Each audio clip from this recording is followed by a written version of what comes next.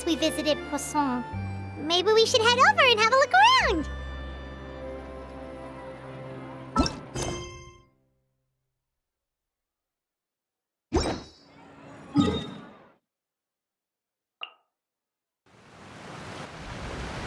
Hey, traveler, Paimon. Oh, Paimon knows that voice! Over here.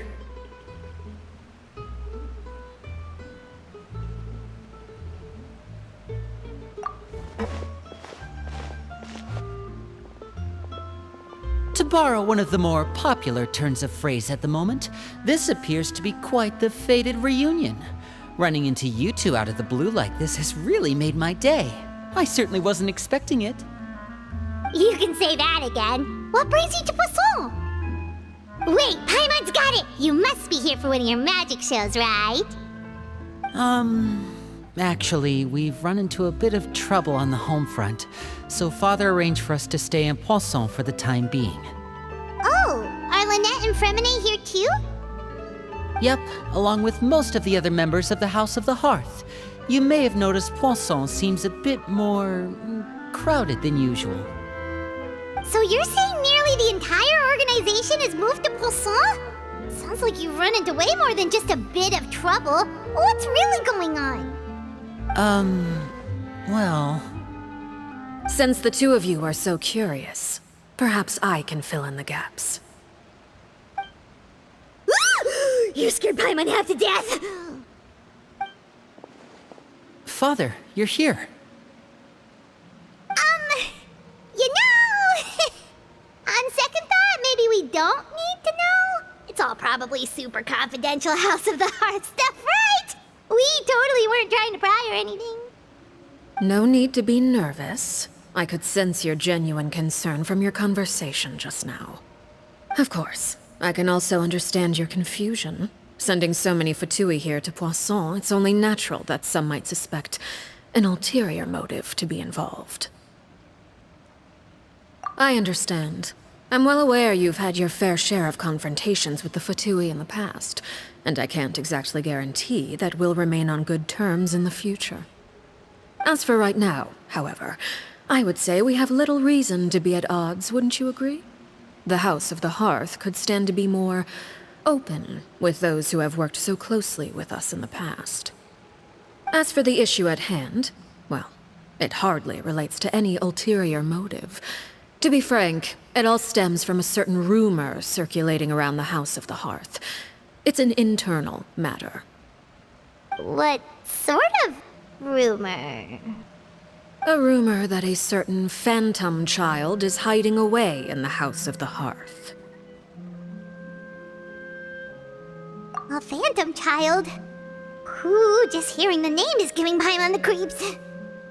A spirit that should have long ceased to exist is lurking in the shadows of the House of the Hearth. So I decided to bring the children to Poisson before continuing to investigate the situation. I expect I should be able to track down the spirit fairly quickly. After that, it's just a matter of resolving the situation, if you will. It shouldn't be much trouble at all. If you're curious, or if you still have some concerns, it might be advisable to stick around for a few days. I'm sure the children would be exceedingly pleased to welcome some visitors. Lenny, I'll leave you to entertain our guests. I have some matters to attend to. Of course, Father.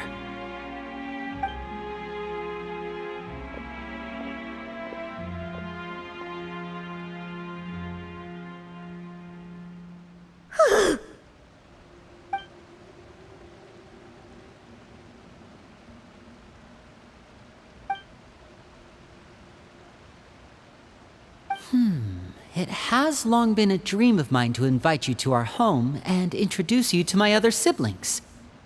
You're quite well known in the organization already. A lot of people have been talking about you, especially after everything with the prophecy. If you're willing, why don't you stay a while and have a little chat with us? Alright. We don't have anything else to do right now anyway. But let's be clear, we're just gonna be there as guests, okay? Don't get any funny... Oh, wait a second. For your guests, that probably means we'll be treated to lots of yummy food, right? Of course. During our stay in Poisson, we've been helping out the locals with some fishing. We bring in quite the bounty every day. In fact, today is the perfect chance for me to show you what I can do in the kitchen. Let's go. I'll take you to where we're staying.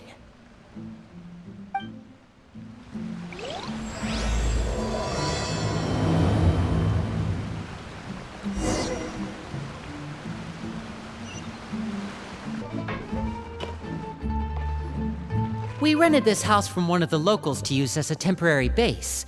I'll come back later and tidy up a bit. After that, it should be all ready for you to stay in tonight. Awesome, thanks! So, where are we off to now? Well, when I happened to run into you two earlier, I was actually in the middle of distributing some supplies. With this many people staying in Poisson, we have to bring in outside supplies every now and then. I should probably make sure the rest of these provisions get delivered, otherwise people might start to get antsy. Okay, we'll come with! There are all sorts of rumors about your organization floating around out there. Paimon's not sure if she could even take a wild guess as to what's true and what's not. But now that we finally have the chance to see a day in the life of the house, we can take a good look at how you operate! Well, you're more than welcome to come along. Just follow me.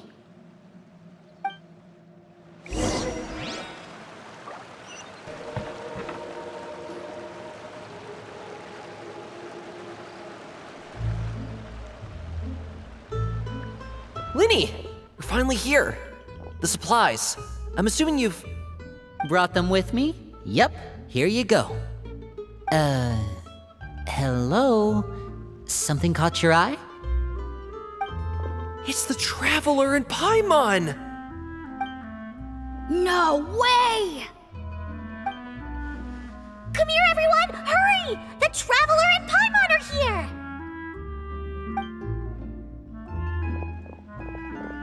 One at a time, please. Don't crowd around them all at once. We don't want to scare off our guests now, do we? Oh, it's all right! Gotta say, Paimon didn't realize we were this famous. Of course! Father and Linny have told us so much about you. Father told us about how you helped Linny. According to her, you're a trustworthy friend. And as far as she's concerned, that's pretty much the highest compliment we've ever heard her give. As you can imagine, everyone's been very curious about you. I heard the Traveler is so strong that he can move a mountain with his bare hands. I heard Paimon eats so much that she can clean out the entire pantry at Hotel de Boer in just 3 days! Wait a second! That's the rumor you heard about Paimon? Oh, not cool at all! Oh wait, when guests visit, you're supposed to give them gifts and stuff, right? Oh, we don't need something like that. Besides, we don't have anything to give to you! Come on, we insist! I can give you some of my new potions. Just pick your poison. And by that, I mean medicine or actual poison. I've got both. Huh? Or maybe Shaplo can teach you guys about stealth! He's super good at it! He's never been caught! Ah, now that's not a bad idea. I know you usually prefer to fight head-on, but it never hurts to expand your bag of tricks, right? When it comes to eliminating your enemies, staying quiet can go a long way. Trust me, I would know. I was poisoned not too long ago, and I'm still dealing with the after effects. So I'm not quite as good as I was before, but I can still give you some pointers. Wait, when you said gifts, Paimon didn't think you meant poison and stealth tactics. But those are the best things we can give you. You don't like them? Ooh, how about this? Tell me the name of someone who really annoys you, and we'll teach him a lesson for you. All right, Fold, Selwar. I think that's enough suggestions for now. When it comes to being a good host, it's the thought that counts. You don't need a physical gift to make our guests happy. In fact, pestering them with suggestion after suggestion might make them more annoyed than anything. I would say your enthusiasm has certainly gotten across. Really? Awesome! It's been so long since we have had guests to play with. If there's anything you need, just let us know. Yeah, especially if it's poison or something. I I've got all sorts of potions for that. Well, we'll talk to you all later. We've still got supplies to distribute. All right, see you later.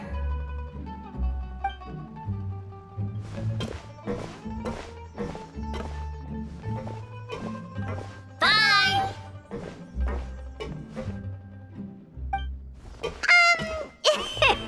Lenny, about all that poison and stealth tactics talk just now.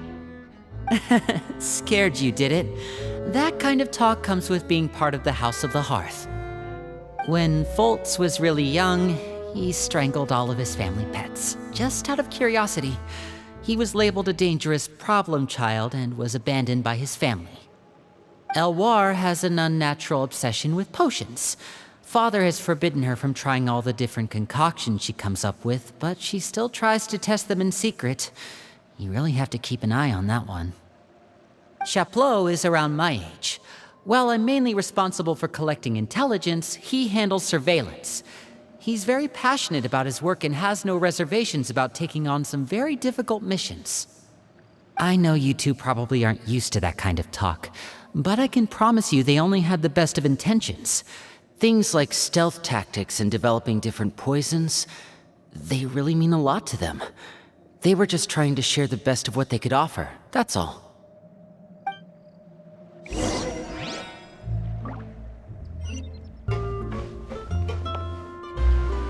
Filiol, supplies are here.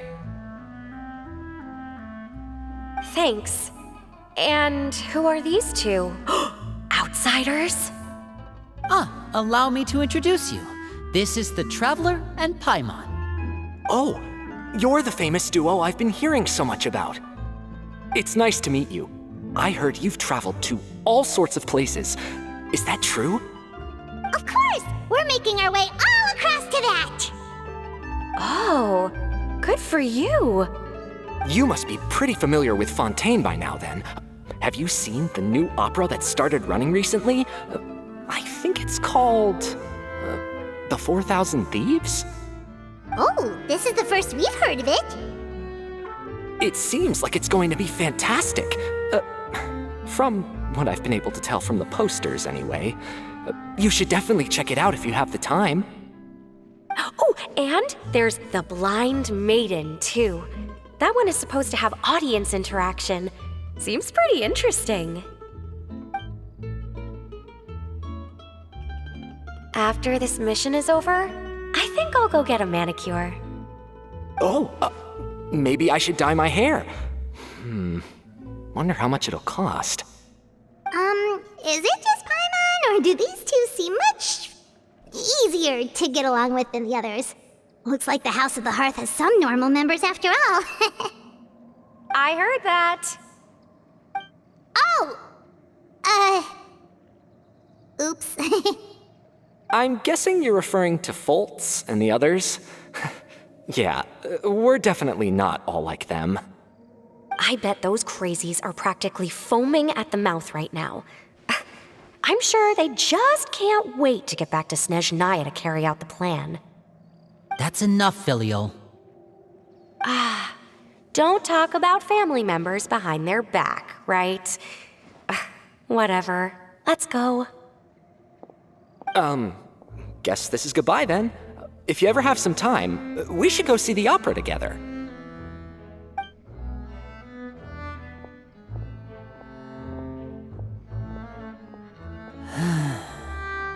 Well, that's it for the supplies. We should probably head back as well.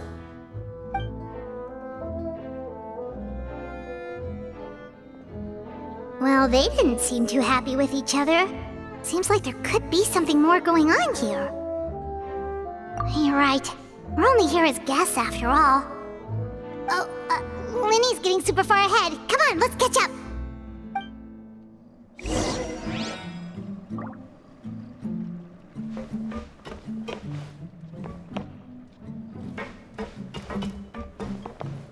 Looks like there's more trouble in store next month, too. When will it end? Hey, just focus on the positives. At least our time in Poisson has been pretty relaxing. Don't you think?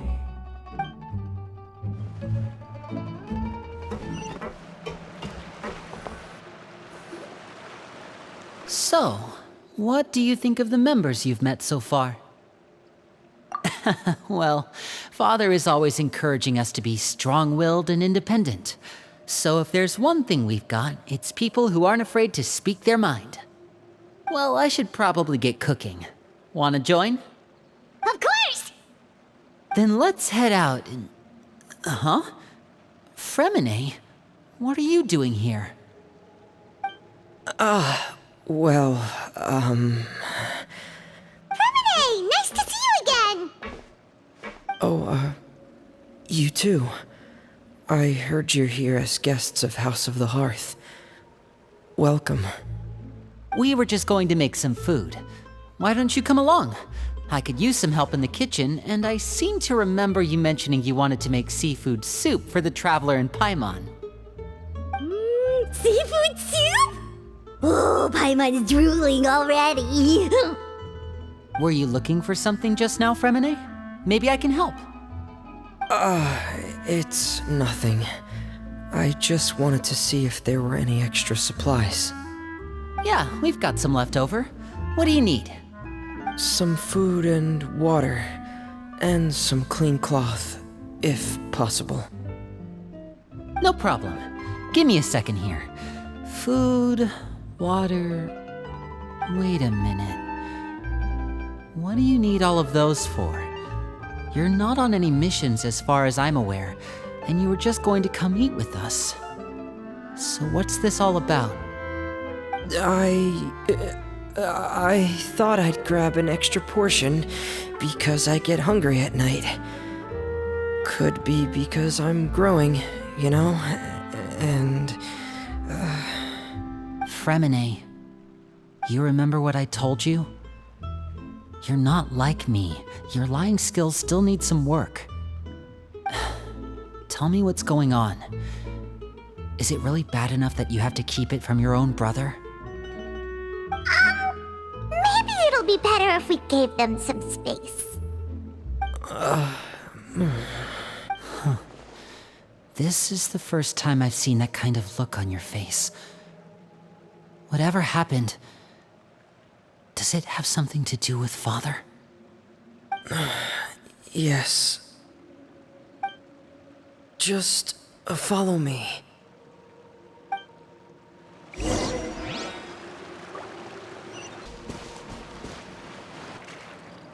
back!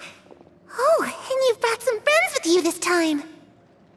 Hello, my name's Linny. I grew up in the House of the Hearth. And you are? Hi, Linny. I'm also a child of the House of the Hearth, just like you.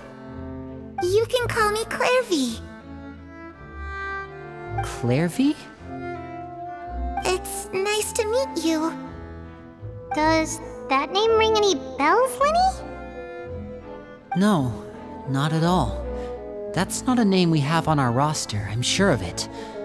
What I'm not sure of, though, is how she managed to sneak in. She must be the phantom child Father's been searching for. From the looks of it, I'm guessing you were the one that found her, Fremine. You, haven't told Father, have you? No, I haven't told anyone. I've just been keeping her hidden. For how long? About half a month now. So ever since we got to Poisson, then, do you have any idea what you're doing? I know what I'm doing. Really? Because from where I'm standing, it looks like you're hiding the very person Father has been trying to find. If Father finds out about this, everyone involved is going to be punished. You know the rules of the house, Fremine. I know you do. Father doesn't tolerate any form of betrayal. So why are you doing this? I've thought it through. And I just can't hand her over like that. Linny, don't you remember last year? Chapleau nearly died after getting poisoned during that one mission. He wasn't able to get back before the poison started taking effect, and not a single person was there to help him. That night, while I was sleeping, I heard a voice telling me to go save him. I opened my eyes, but I couldn't find the source of the voice. I thought maybe I was just hearing things, but I went to look for him anyway. Luckily, I got there with enough time to save his life. That feeling of being haunted, of hearing voices, it's happened many times in the House of the Hearth. I'm sure you've noticed.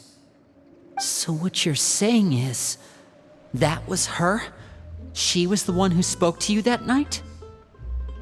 Unless there are other spirits roaming around the House of the Hearth, I don't think there's any other possibility. If Clairvy were our enemy, it wouldn't matter whether she was a spirit or an actual child. I would have acted without a second thought, because that's what Father ordered us to do. But she's been living with us, helping us from the shadows all this time. I think that makes her family. I couldn't just hand her over to be dealt with. Not when there's so much we still don't know. So what's your plan then? You can't keep her here forever. Someone is bound to find out eventually. I haven't thought that far yet. I don't want to disobey an order from Father, but I also don't want to put Clairvy in danger. Come with me. There are a couple things I'd like to say to you in private.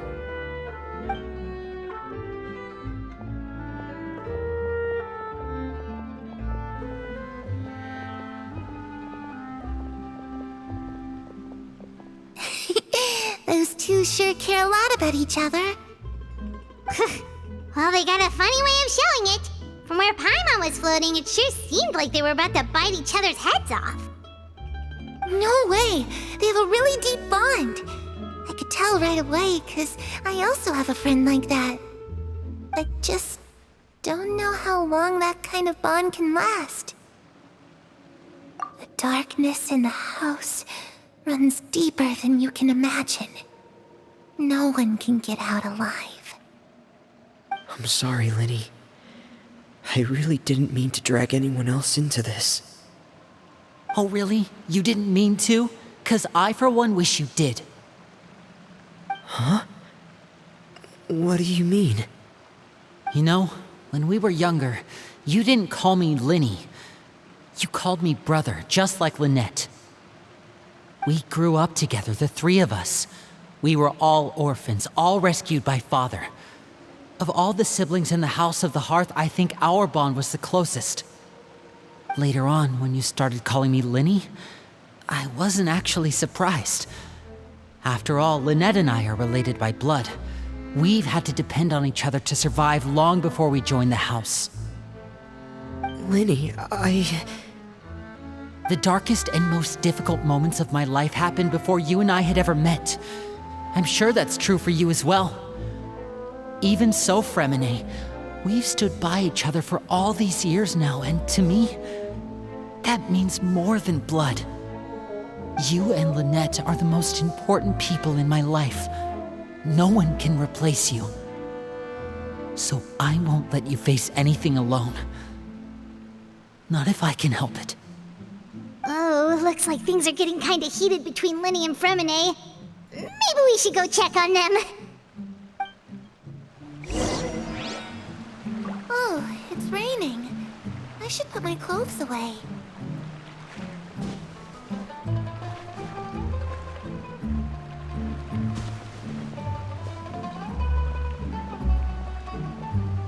Harry?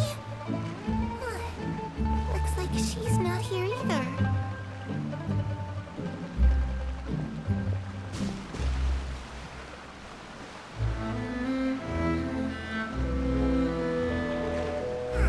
It's time to leave.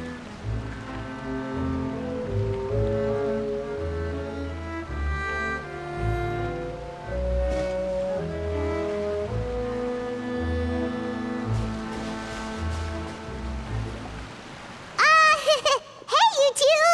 Hope we aren't interrupting anything. Like a fight, or... Oh, wait a minute, Fremine. You're not crying, are you? Is everything all right? everything's fine. Thanks for asking. Well, we're all friends here, right? We've been through so much together, so if there's anything we can do to help, just say the word. It's just a small family dispute. It's not something our guests should trouble themselves with. In fact, it might be better if your stay ended here. What are you getting at, Traveler? When guests are around, families are often on their best behavior. And any disputes are less likely to escalate. That's what you're trying to say, isn't it? I just... Thank you. I was really hoping to keep you out of it. But even if I could think of some other reason to turn you away, I'm not sure I could convince you. I know things could turn dangerous, so I promise you this. From now on, I'll protect you like my life depends on it. Me too. Well, back to the matter at hand then. If we don't plan on handing Clairvy over to Father, then our only other option is to solve the mystery of her identity before Father is able to track her down. That means finding out where she came from and what she's doing here. Then we can send her on her merry way and pretend like none of this ever happened. I've tried that already. And? And... nothing. I tried taking her somewhere really far away, but... after some time, she just reappeared. She even came with us all the way to Poisson. It seems like wherever the house is, she follows. I don't know much about spirits. Do you two have any ideas? Let's see here. Paimon remembers hearing something like, if you fulfill a spirit's last wish before they die, they'll let go of whatever's keeping them here and return to the ley lines. Oh, it's just that Paimon doesn't really remember where she heard that, so it's not guaranteed to work or anything. Well, sounds like it's worth a shot. Guess that means we should go ask her about her wish. But first, Fremine, I need you to promise me something. What is it? I need you to promise me that this will stay between the two of us. We're the masterminds behind this whole thing. No one else gets involved. Can you do that for me? Of course. I promise. All right. Then let's seal the promise just like when we were kids. Fist bump on 3. Ready? 1, 2, 3. I swear.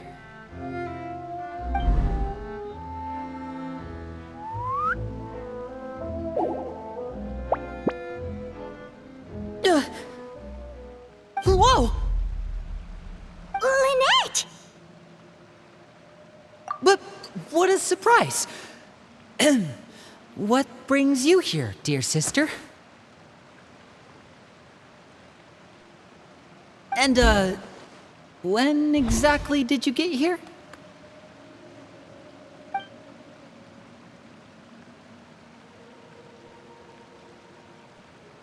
You're an idiot, brother. And you too, Fremine.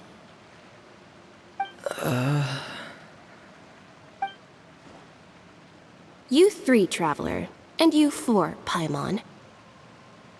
Wait, what did we do? I've seen Clairvy around the House of the Hearth before. I hadn't seen her in Poisson, so I figured she must not have come with us. But it turns out you were just hiding her. I heard you talking about your plan. Rather than steering clear of the situation, I'd rather fully join in.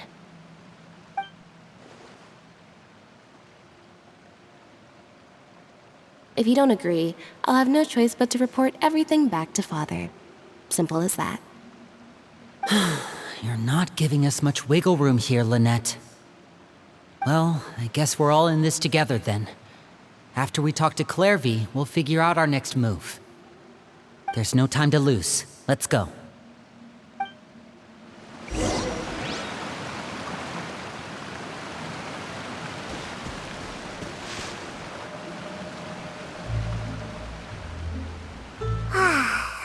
full. Thank you for bringing me this food, you guys. She said she's full, but the food doesn't look like it's even been touched. That's right. Based on what I've been able to observe, it doesn't seem like Clairvy can interact with the physical world at all. Still, when she's presented with food, she'll always linger around it for a good little while. Maybe, in her mind, she really is eating those things. Does she know that she has already passed away? I've tried to ask her, but she didn't answer. My guess is that she's just as confused as we are. Or maybe she couldn't understand the question at all. Clairvy, if you've got some time, I'd like to ask you a few questions. Sure. Oh, another new friend. Hi, I'm Clairvy. Hello. Clairvy, how did you join the House of the Hearth? Huh? Isn't it the same for everybody? The knave brings you here and then you can't leave. It's just that your name, it's not on the roster. And I've never seen you before. The roster? Oh, I get it now. I think there might be some things you don't know about this place. The people in charge, they're not as nice as they look. They say they keep a roster, but it's not complete. There are a lot of people who aren't on it, and never will be. In this house, some people are family, and other people are just test subjects. Those kinds of people aren't ever going to get a place on the roster, unless it's the roster of people who've been executed. Wait, does that mean the knave... She... Is there anyone that can vouch for you? Perry, she's my best friend. She's the only one I trust in this place. Have either of you heard of that name before? No. Me neither. Clairvy, Perry. Neither of those names are on the roster. But it seems like she's telling the truth. Either that, or this kid's already got a bag of tricks bigger than mine. Maybe we should try a different approach. Clairvy, do you have a wish? A wish? It can be anything you want. Just imagine. It's your birthday, you're blowing out the candles, and your wish is...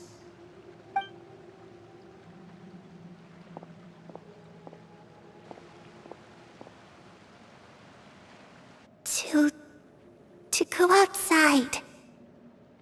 Where the sun can find me. That's... it? Well, that sounds easy enough. The darkness in the house runs deeper than you can imagine. No one can get out alive.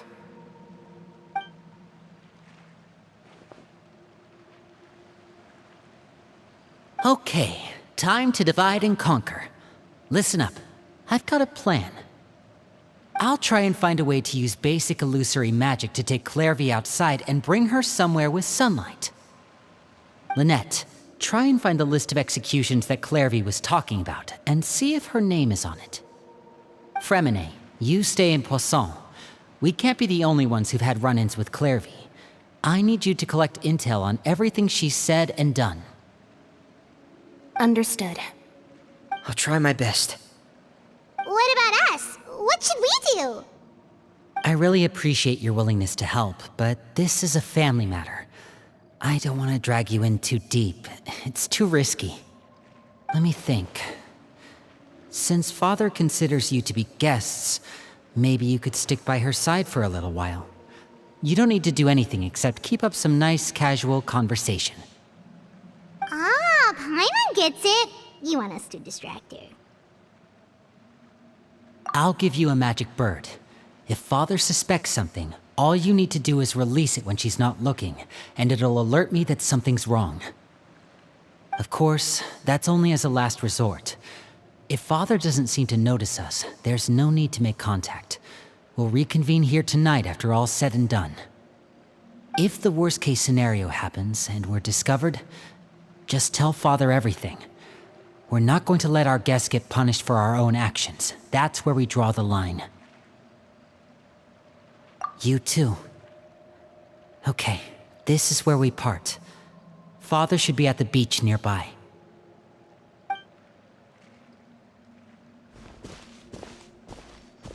I really hope this goes well. No, it has to go well. That's the only way this can get resolved.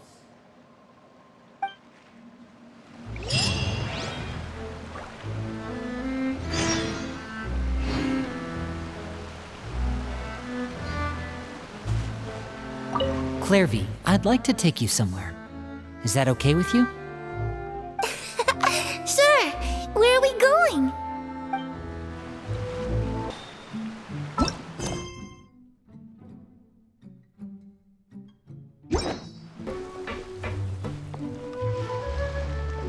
It's the knave!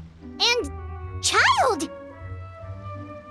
Hey, aren't you supposed to be in Snezhnaya recuperating? What are you still doing in Fontaine? Oh, it's you two. I didn't expect to run into you here. I was unconscious for quite a while after the fight in the Primordial Sea. After I woke up, I realized I was being taken back to Snezhnaya, and well, I couldn't have that now, could I? Not when I've still got unfinished business here in Fontaine. So, I mustered up all my strength and made the journey back on my own. What sort of unfinished business are we talking here? It has to do with Skirk, my master. I really wanted to meet up with her, but by the time I got back, she'd already left. I still have so many questions for her.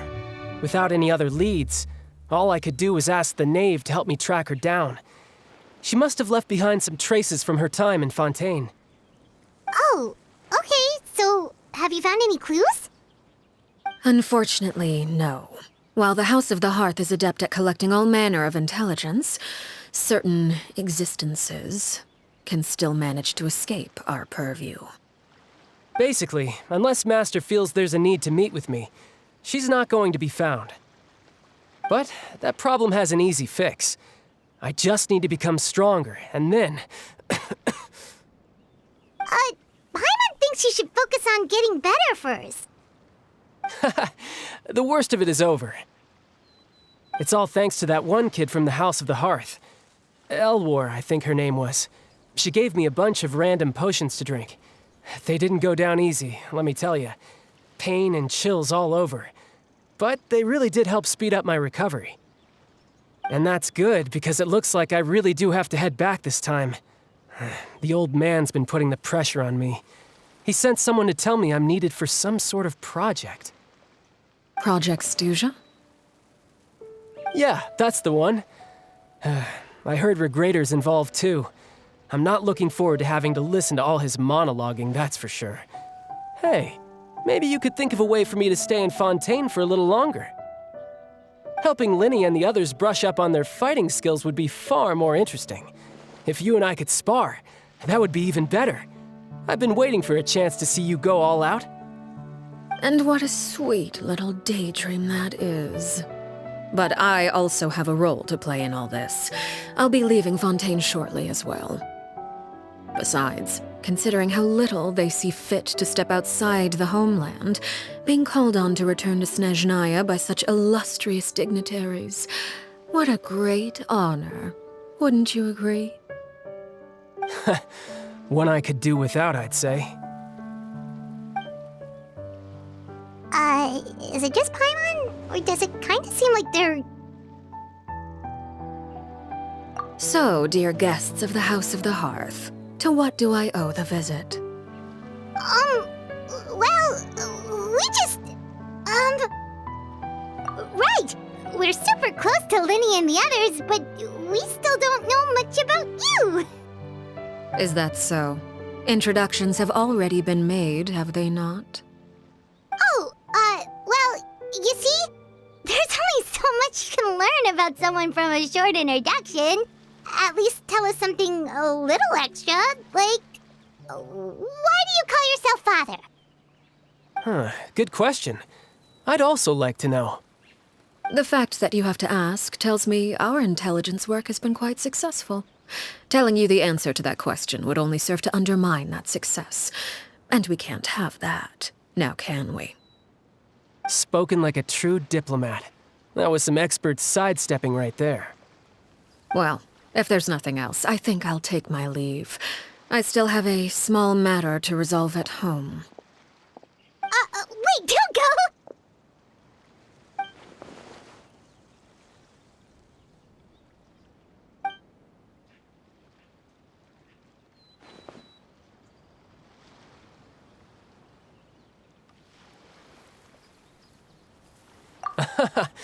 I'd also like to hear the answer to this.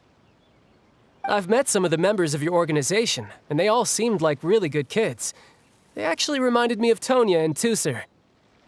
Which, by the way, if you ever betray them, I'm just letting you know, I won't let you off easy.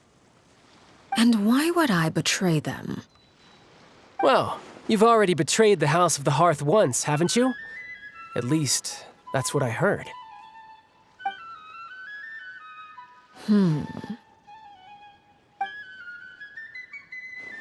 Okay, I admit.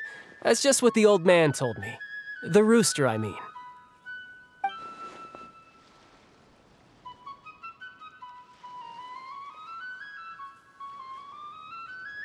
Oh, wait. Did you really do something bad to those kids? Never mind what I've done. I'm more curious as to what the mighty rooster had to say. Care to enlighten me? Well, nothing much. Just some stuff about you taking out many other members of the House of the Hearth, and even going so far to attack your own family. I see. Oh, based on your reaction, I'm guessing it's all a bunch of lies. Hardly. I don't appreciate his particular turns of phrase, but I suppose he didn't say anything untrue. Although, it would be more accurate to say that there is a certain level of prejudice involved, but I don't intend to clear that up just yet. Prejudice has a funny way of concealing the real truth behind certain things, an attribute that I find to be quite advantageous. Call yourself a Fontanian, for example, and people will assume all sorts of things, when the real truth is that this is simply the land where I was raised. Huh? You're not actually from Fontaine? But then why did you try to help out with the prophecy and everything? I was trying to protect the children born in Fontaine. Claiming that I myself was a Fontanian simply made it easier to operate. People would hardly suspect a fellow Fontanian of having any ulterior motives. Who wouldn't want to save their homeland after all?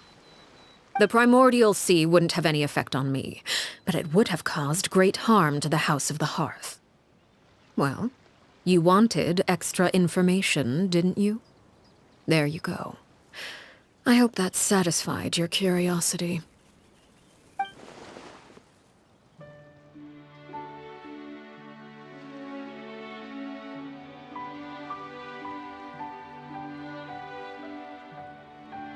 So, you stayed in Fontaine for the kids. I guess I was wrong to believe you'd betray them. Apologies. Looks like I was holding on to some prejudices myself. Good. Like I said, I like it when others have misconceptions of me. Actually, while I was recuperating at the House of the Hearth, there was something else that really caught my attention. I heard that members always resolve disputes and arguments with a friendly spar, and the loser has to back down. Seems pretty cool if you ask me. Would also give them plenty of opportunities to hone their skills. Well, that's only a recent development. In the past, such spars weren't nearly so friendly. The losing party would lose everything, including their life. They were that high stakes? Whew, at least that's not a thing anymore. Well, the current atmosphere's not half bad. I'm a bit jealous, actually. You've got so many family members around you. And you even get to live with them. Having a lot of family around means dealing with a considerable amount of bickering and scheming. Once Tonya and Tusser enter their rebellious phase, I'm sure you'll understand. Just imagine. Tusser becomes obsessed with plucking out strands from the rooster's mustache, or Tonya decides to dye her hair 42 different colors. Okay. I get the picture.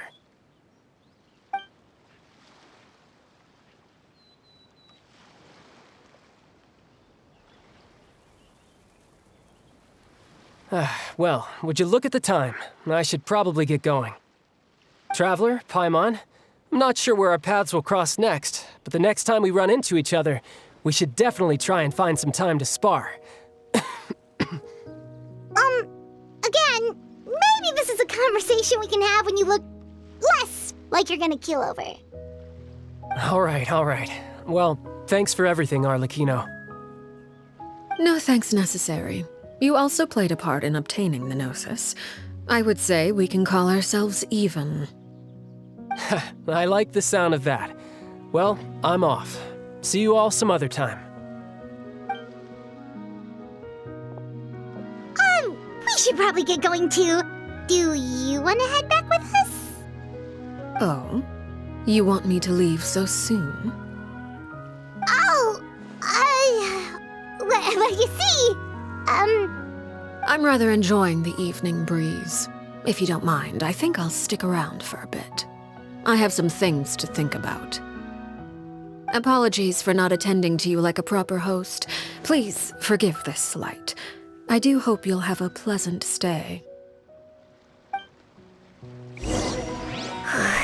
we managed to keep her distracted until nightfall. Good thing Child was there to keep the conversation going. You don't think she suspected anything, do you? Oh, I wonder if Liddy ran into any issues. Let's hurry back and see how everything went. Oh? You decided to stay a little longer? Let's take in the ocean view together, then.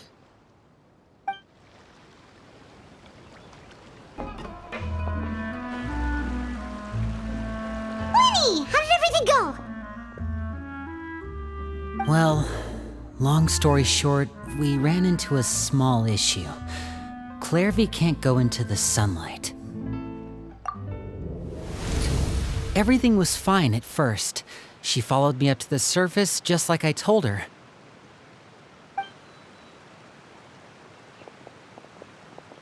But as I led her out of the shadows and into the sunlight, she vanished. I turned around and there she was, standing at the edge of the shadows, silently watching me. Huh. Maybe she's afraid of sunlight, or... No, it wouldn't be her wish if that were the case. Well, we could always try pushing her into it. Oh, true. I've pretty much tried it all already. Nothing worked. Eventually, the sun went down, so all I could do was bring her back here. How did it go with you, Lynette? Good. I've got the list. It's right here. Really? Well, what are we waiting for? Let's take a look!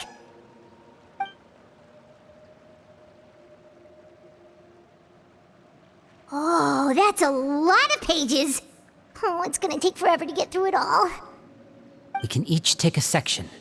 Here. La Pouillade, Landois, Chambel, Horaire.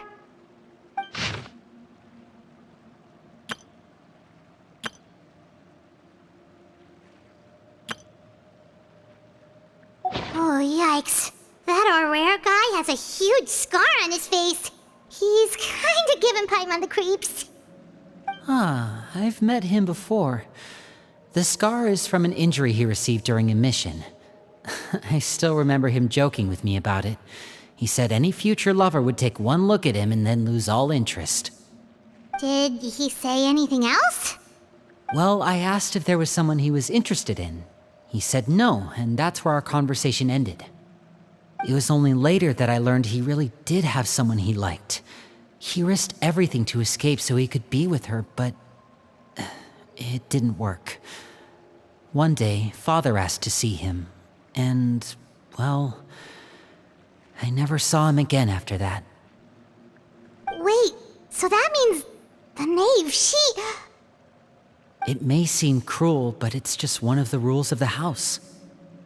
Betrayal is not to be taken lightly. We know too many secrets to come and go as we please. So, if you do try to leave, you pay with your life.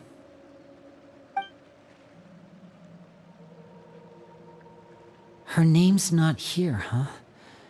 Well, that's not too surprising. It doesn't seem like this list is complete. It only contains records dating back around 5 years. Let's shift our attention then. Fremine, were you able to find anything out? Fremine. Sorry. I was thinking about something. I managed to talk to quite a few people, but I couldn't help but notice that the atmosphere in the house was a little... strange. Strange. Yeah, I mean, I know there have been arguments in the past, times when people haven't gotten along. Chaplot and Filiol are a good example of that. Oh, those are two of the people that we met while delivering supplies. Paimon can see how they might not get along. They had very different vibes, and their, interests seem to be pretty different as well. That's to be expected, actually. Father brought us all here, shared her knowledge with us, taught us how to fight. That's one thing we all share. But that's also where the similarities end. Not all of us feel the same desire to stay here. As members of the House of the Hearth, we're also considered part of the Fatui. And to a lot of people, that's an identity they never asked for. Certain members get older and realize they want something else for themselves. But considering the rules of the house, most people would never say that out loud. People like Chaplot and Foltz are loyal to Father and her vision. They're proud to be part of the Fatui. Filiol and Nantoy, on the other hand, well, they aren't quite as enthusiastic. These kinds of conflicts have always been there. It's not like Father is in the dark about any of this. Well, that's true. But it just feels like things have gotten worse lately. Filiol and the others, it seemed like they were meeting in secret to talk about something. I can't say for sure, but I think they've met Clairvy. You think she's been inciting them to act out? No, not exactly. But I wouldn't be surprised if she said something to them about the darkness in the house and how deep it runs. She's told me about it before. Experiments being run on children. People being used as pawns on the battlefield without so much as the strength to survive. And they just believed all that? Without any evidence? Clairvy's words probably gave them the excuse they were looking for. Whether they actually believe them to be true is secondary. This is all because of Project Stuja, isn't it? Whoa, hold on a second. What's this Project Stuja all about, huh? This is the second time it's come up now. Sorry, but I'm not sure of the details either. I only know what Father has told us, which is that it's something the Rooster and Regrator have been working on together. Apparently, it has to do with the Fatui's strategic plan for the future. Because the House of the Hearth was so successful in obtaining the Gnosis, we now have the honor of playing a key role in Project Stuja. Wait, but isn't that a good thing? Key role is just another way of saying dangerous role. To us, the whole thing is an inconvenience. Father thinks so too, but she's in no position to refuse. Their plan isn't exactly unreasonable, and they've been funneling the house a lot of funding. It's just that... We'll lose a lot of members in the process. Participating in the plan, it's an honor in name only. What they're really trying to do is subdue us. The existence of an intelligence organization outside their control makes them feel uneasy.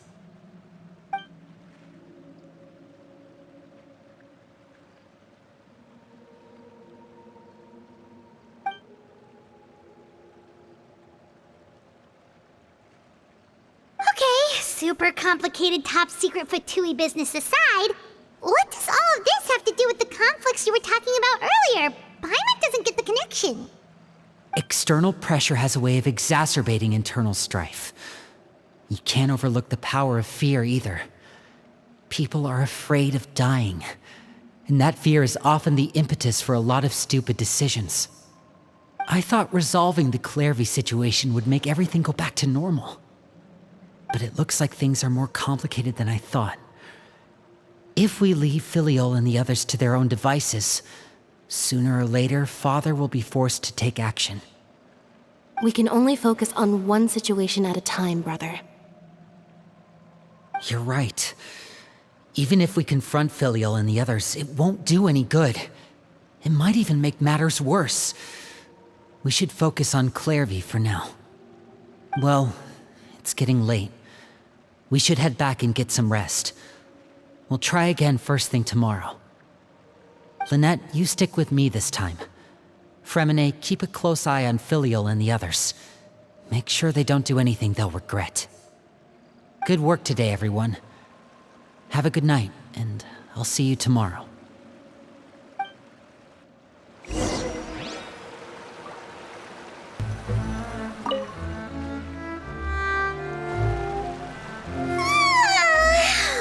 Paimon was looking forward to an early night, but she can't sleep at all. Hey, you don't think the knave will be too angry with Linny and everyone if she finds out about all this, do you? She's even scary when she smiles. If she were to actually get angry... Ooh, you have to protect Paimon if that happens, okay, Traveler? Oh, well, in that case, we should just plan on running away. We'll grab Linny and the others and we can make a break for it as fast as we can. Look! Look over there! Quick! Let's catch up with her before anyone sees!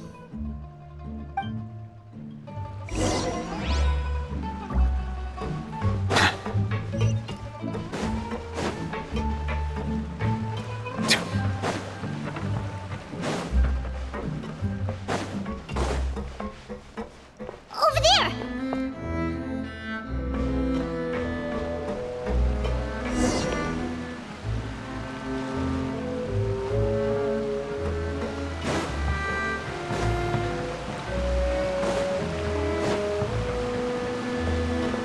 Oh, where is she going?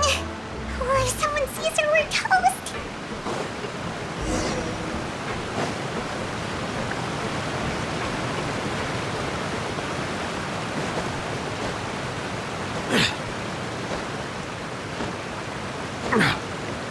Oh, look!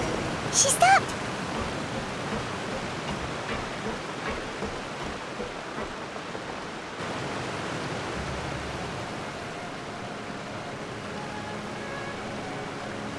Clairvy! Shh! I opened the window while no one was looking. Look how pretty the outside is. If only I could have more than this. You probably think I'm being silly, huh? All this hopeless resisting. It's better to dream of what I could have than try to make it a reality, right? Please, help us get on the same page here, Clary. We need you to tell us what you know. Can you do that? Sure. Although, after you hear all this, I think you might regret that decision. Everyone in this family is nothing more than a tool, something to be used and exploited. We're all expendable, including me. As long as you're useful, you get to stick around. lose your value. You're handed over to the doctor, experimented on, and given a fate worse than death. I've seen it happen again and again, and I've had enough. You're saying the knave did all that? It's just, that doesn't seem like something she would do. She's scary and all, but it seems like even she has lines she wouldn't cross. I knew you wouldn't believe me. Everyone thinks she's a good person. They all think of her like a real mother. Mother? But she doesn't deserve that title. She's disgraced it and tarnished it. And if I had things my way, I'd never see her again. If only Perry were here, she'd understand. Perry. There's that name again. Also, Paimon's getting a strange feeling. It almost feels like she's not really here with us. Paimon can't tell if she's actually talking to us or if she's mistaken us for someone else. Well, in any case, it seems like she really needs someone to talk to. We should keep her company for a little longer. She looks so young, but it seems like she's been through a lot. It's getting windy. I should close the window.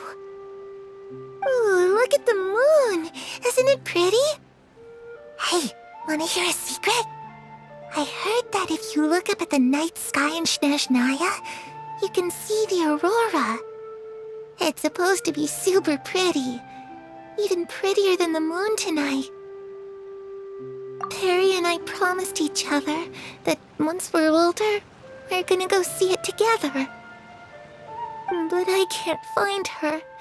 I'm worried she's also been... No, that wouldn't happen to her. She's special. Mother likes her a lot.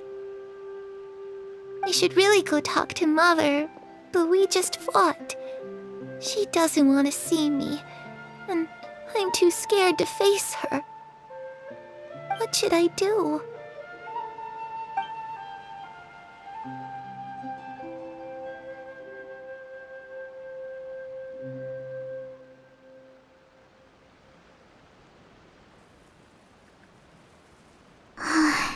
Paimon really doesn't understand what's going on with her. Well, let's head back. We've got an early morning tomorrow.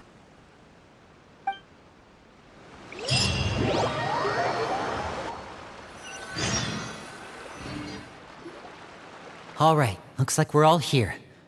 Let's go ahead with the plan. Oh? What is it? What makes you ask that? Well, we kinda ran into Clairvy last night, and that's what she told us. We met the doctor back in Sumeru. He's super dangerous, and he's done all sorts of bad things. It's possible that Father and the Doctor have had certain dealings, but I don't think Father would work with him. We're not really on the same side, so there's not a lot of trust between them. That doesn't exactly set the stage for a successful partnership. I did hear, though, that when Father first became a Harbinger, the Doctor offered to work with the House of the Hearth. Father rejected most of his proposals, except for one. It had to do with some sort of secret experiment. Secret experiment? Could that be what Clairvy was talking about? I don't think so. I don't know any details about the experiment itself, but I do know it's an entirely independent operation. The Doctor only proposed a direction for the research. That was the extent of his involvement. I still don't think that counts as working together. The details of the experiment are confidential, but complete records are kept on all participants. That doesn't seem to be the case with the situation Clairvy referred to. I know you don't agree with some of the Fatui's methods, and I'm not asking you to. But I am asking you to trust us on this. The House of the Hearth has its own principles. There are certain lines we're not willing to cross. Alright, that's good to hear at least. Clairvy seems to think the knave and the doctor worked together to do something horrible. If that turned out to be true, Paimon doesn't know how he would even face you guys. It's just that it doesn't seem like Clairvy is lying either. The easiest thing to do would be just ask the knave directly, but Paimon doesn't think she'd tell us. Father didn't come back last night. She's probably still near the shore. We'll be counting on you to distract her. Lynette, you're with me. Fremine, you know what to do. Be on your guard, everyone. All right, let's get to it.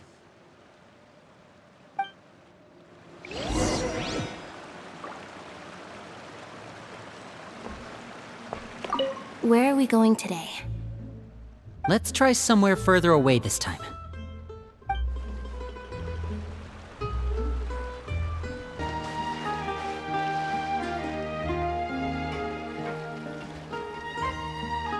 Ah, it's you two again.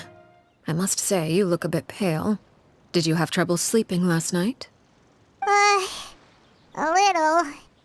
Perhaps if you had less on your mind, you'd be able to absolve yourself of such troubles.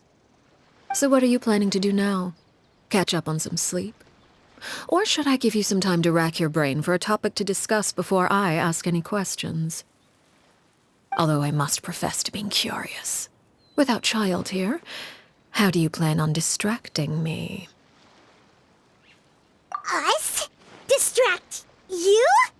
A good one. But no, we were just here for a chat. Looks like you could have used some extra time to think. No matter. If you don't have any other plans, why don't you accompany me somewhere? Don't worry. I'll be sure to steer clear of any scheming children. The ocean breeze is sure nice today. Children always think they can hide things from the grown-ups. But nothing gets past me. Least of all a little scheming. I think I'll let them have at it for a little longer. I can be very patient. Well, I'll leave you to think things over. If you're so inclined, meet me outside the Palais Mermonia. Good things come to children who do as they're told. So I do hope you decide to tag along. If only for your friends' sakes. What should we do? She clearly knows about everything we've been doing, and Paimon doesn't think it'd be a stretch to say she was threatening us just now.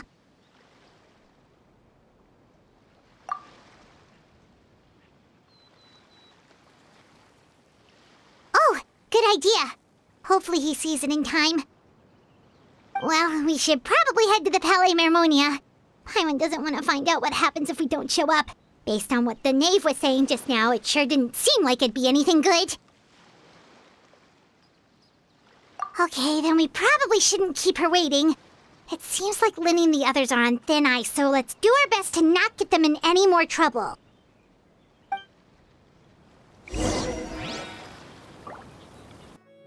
Seeing as we still have some time before my meeting, we might as well enjoy some pleasant conversation while we wait. I'm glad to see you get along with my children. Being surrounded by good companions is necessary for a child's development.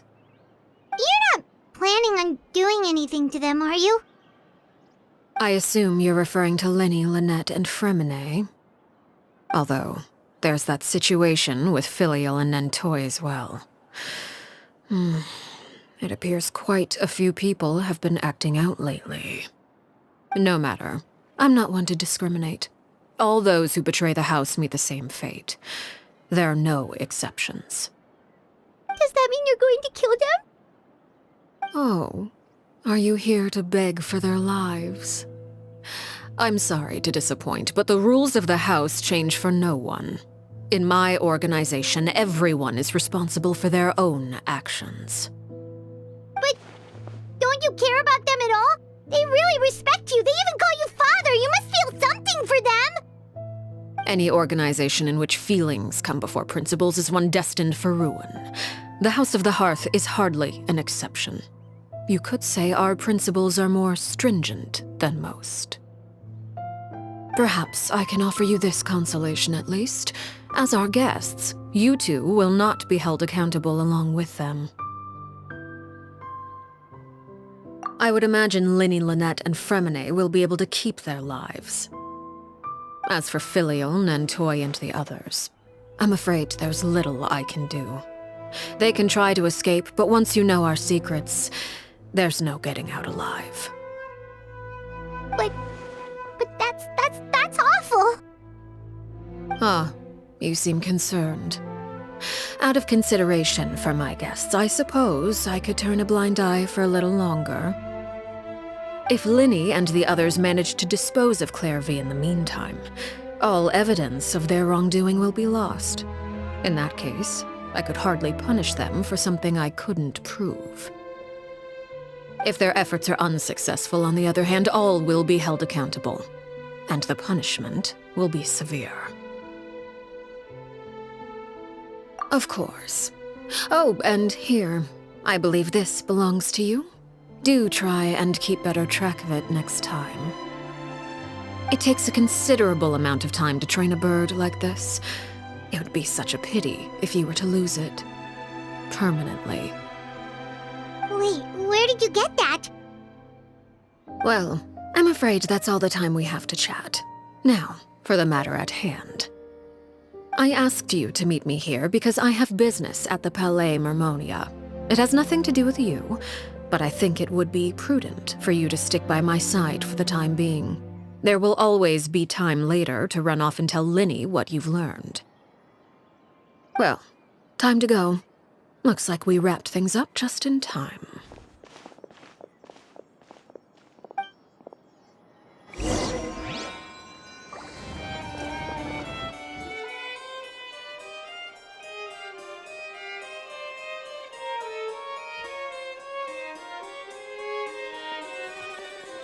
It's been a while, Monsieur Neuvillette.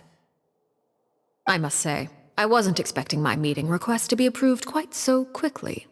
The Palais Mermonia operates with an efficiency worthy of admiration.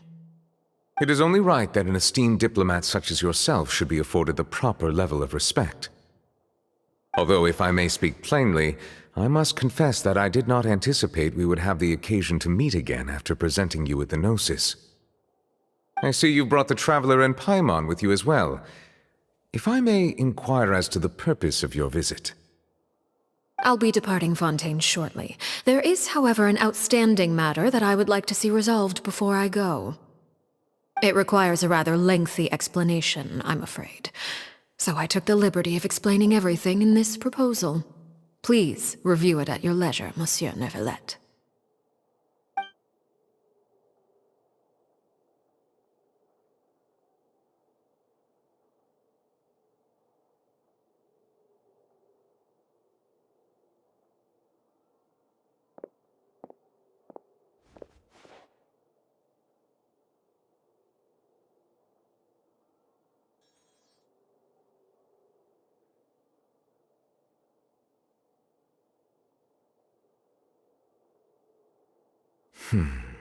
I understand your request.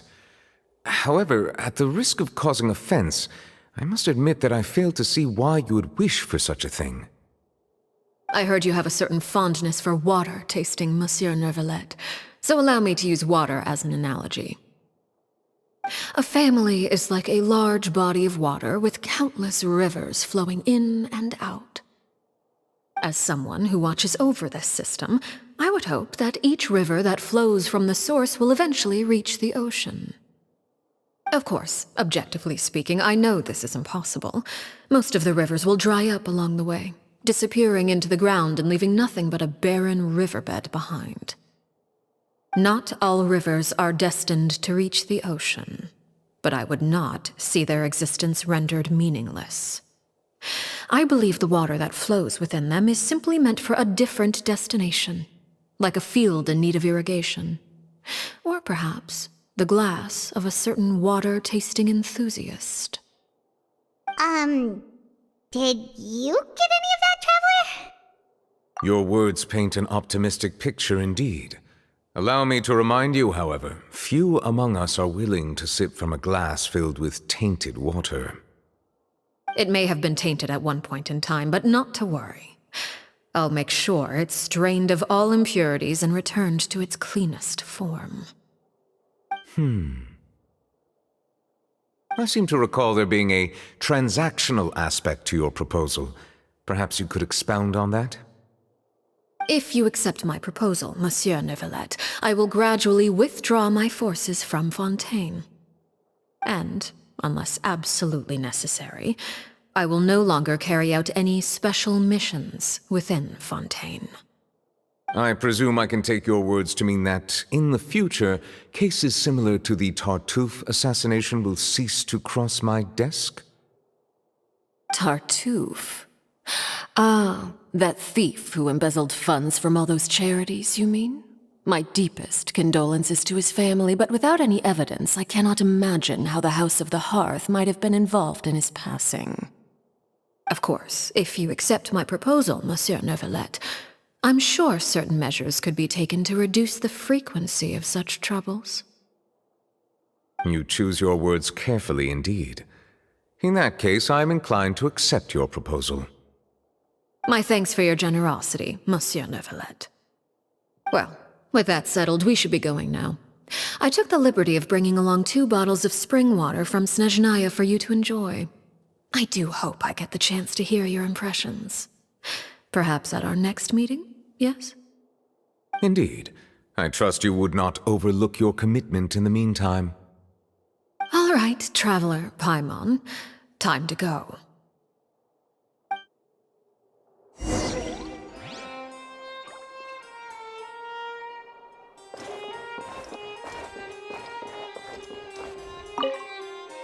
I believe I've told you before that my emotions easily resonate with those of others.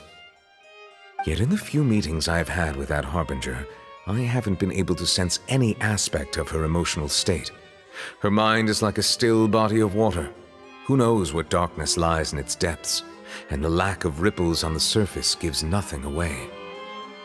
It's unclear whether this is her natural state of being, or whether it's an incredible strength of will that gives her the ability to master her emotions. Either scenario, however, suggests she is a very dangerous individual. I do not expect an explanation as to why you two are by her side. Whatever your reasoning, I would only advise you to take caution.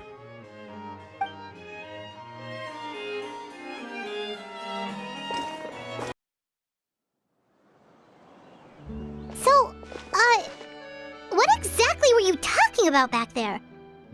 Paimon only heard you mention some rivers, a large body of water, and then some kind of irrigation scheme. You really want to know? I would imagine there might be more pressing concerns at the moment. Winnie, Paimon really hopes everything's going okay.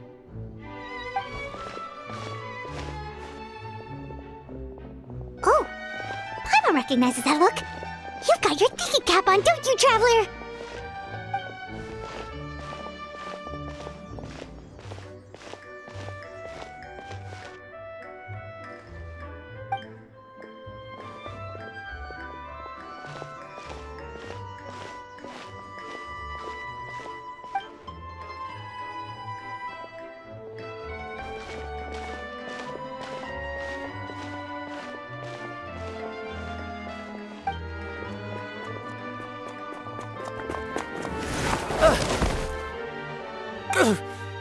Oh, shoot. Are you all right? Oh, jeez. I'm so sorry. I was so focused on selling these papers, I wasn't looking where I was going. Well, let me make it up to you at least. Here, take this paper. On the house.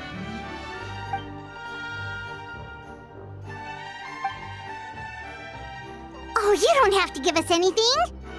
Please, I want to. It's not like I'm short on supply. All the extras will be useless come tomorrow anyway.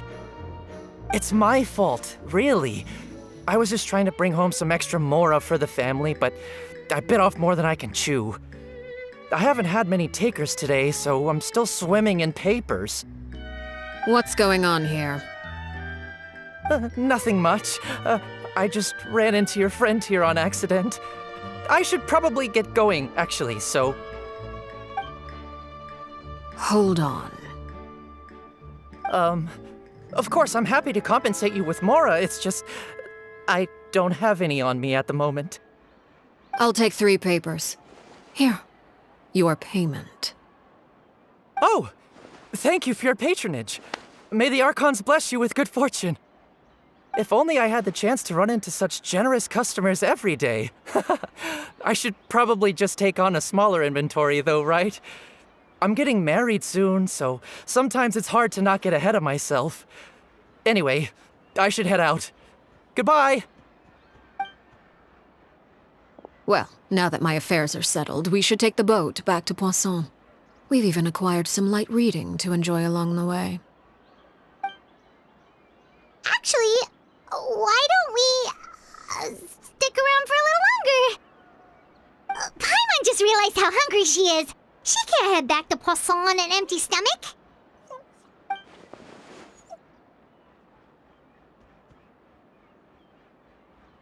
It appears you two are under the impression that delaying our return will somehow alter the situation in your favor. I'm sorry to ruin your fantasy, but your efforts are meaningless. That being said, I could be persuaded to give Linny some extra time. I just have one condition. If you agree to my request, I'll even answer some of your questions. You're quite curious about Clairvy, are you not? And my relationship to her. Wait, why are you being so generous all of a sudden? You're not gonna ask us to do something bad, are you? You overestimate yourself.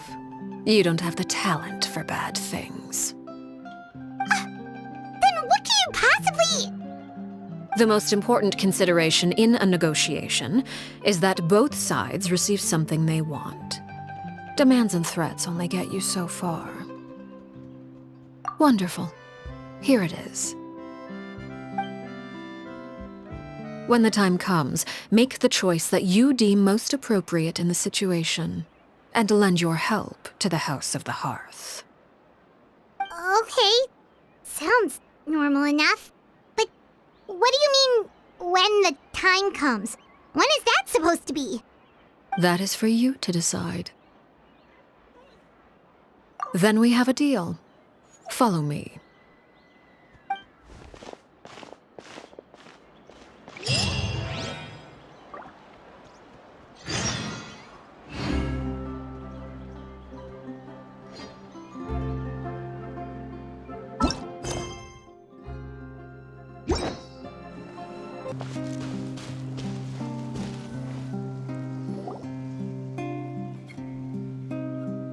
What is this place?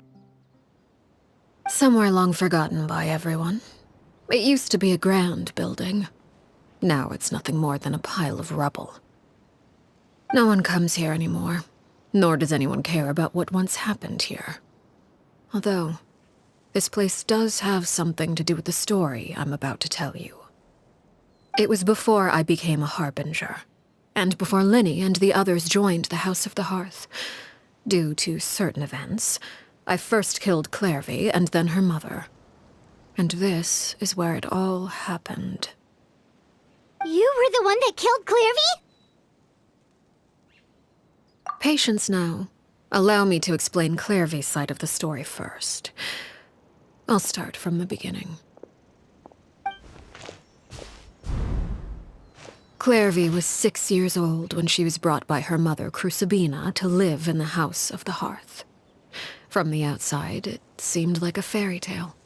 A thriving family made up of kind adults and friendly children. Crucibina was the knave at that time, and the House of the Hearth was under her control. She was Clairvy's mother by blood, but she was also the mother to all the children in the house. Clairvy was happy here, for a time. But she quickly realized that being part of this family wasn't a fairy tale at all. It was a kind of purgatory. Purgatory? Exactly. The House of the Hearth takes in war orphans from all over Tevat. But as for how to raise them, that depends entirely on the person in charge. Crucibina came up with a novel idea. She would teach the children to fight, force them to duel each other, and then crown as the king of the house the child who proved themselves most worthy of inheriting her title. It's difficult to estimate the number of children who died or were maimed in the process. There's little I can say about the ones who died. The ones that emerged with permanent injuries, on the other hand, well, they still served a purpose. They would be handed over to the doctor to be experimented on, or sent away on dangerous missions. Nothing more than tools to be used and then discarded. So those were the experiments Clairvy was talking about. But what actually happened to her? You said that Clairvy was Crucibina's daughter, so if Clairvy tried to convince her to stop what she was doing, Crucibina probably would have listened, right? Despite being Clairvy's mother, Crucibina cared little for her daughter. She forced Clairvy to join the House of the Hearth only as a means to demonstrate her own impartiality as a mother, to prove that she treated all her children equally. Clairvy did try to convince her mother to change her ways, but it was to no avail. After her efforts failed, the only other option was to rise up and try to fight back. Unfortunately, the other children had already been thoroughly indoctrinated into the illusion of happiness Crucibina had created. Of course, there was one exception.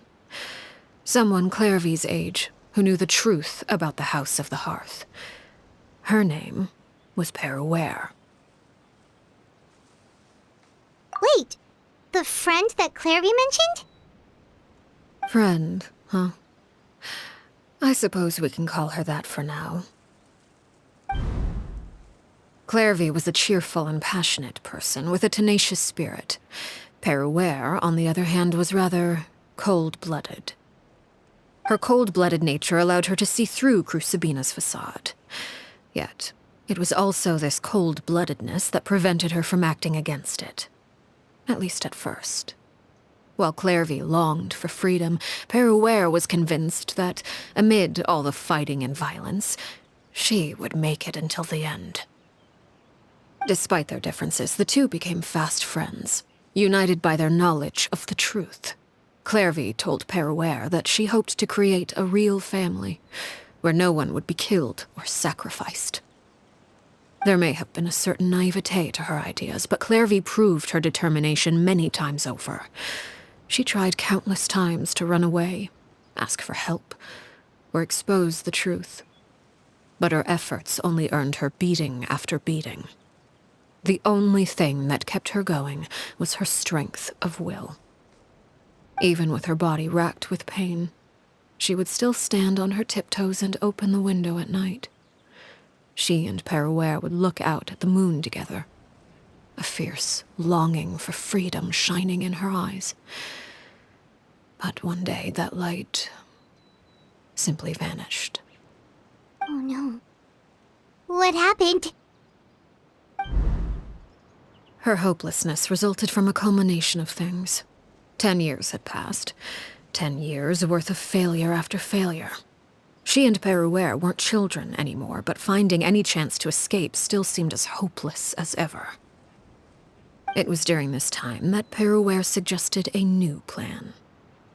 If escaping was out of the question, why not take down the very person sitting on top of this throne of lies? Mother herself. Clairvy rejected that proposal. She claimed that, as a famous harbinger, Crucibina possessed an unimaginable amount of power. Trying to kill her would have an incredibly low chance of success. Clairvy never gave another reason, but Peruere could see it written all over her face. Clairvy still thought of Crucibina as her mother. Killing her own flesh and blood was a line she couldn't bring herself to cross. If she couldn't escape and fight back, then only one option remained. Precisely. Death was the only way that she felt she could be free. It happened during a duel. When she arrived at the dueling ring that day, her partner turned out to be none other than Peruere. The very person that had stood by her side all those years. It was a fierce battle. But ultimately, Clairvy decided to let Peruere end her life. From that moment on, Peruere's journey was one written in flames. When the rain finally came and washed it all away, there she stood, the sole victor in Mother's endless game of slaughter. A trail of corpses strewn across her path to success. It was the very result she had predicted 10 years prior. Even then, she believed she would make it until the end. She wasn't surprised by the fact that she emerged as Mother's undisputed heir. Rather, her success left her with an inexplicable sense of restlessness. She was unsettled, and there was only one thing that could quell that sensation.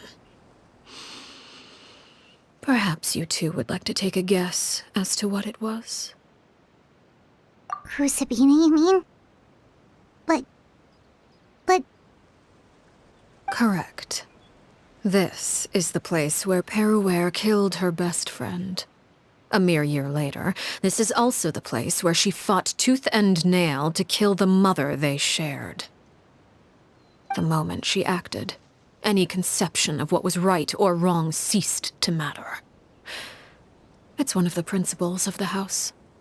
Only those who survive get to write the rules. Peruere won the battle, and became a harbinger herself. After which Her Majesty, the Tsaritsa, bestowed upon her a new name. Arlecchino. So the Perry Clairvy was talking about... It was you all along. You're Peruere. Arlecchino is just a name you got later. I left that name behind long ago. I must say, hearing it now does bring back memories. After I defeated Crucibina, the moniker of Mother died with her. I chose to forego the title she called herself, and even chose to give up my own name.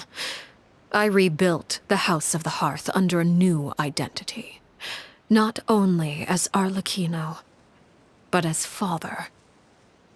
And that is where the story ends. Any more questions? Yeah. Based on what you just told us, Clairvy wasn't a little kid when she was killed. So the Clairvy we met... Was she really a spirit at all? I suppose you could call her an illusion born of flame. Her existence is like ashes to a fire. Something left over in the wake of blaze and ruin.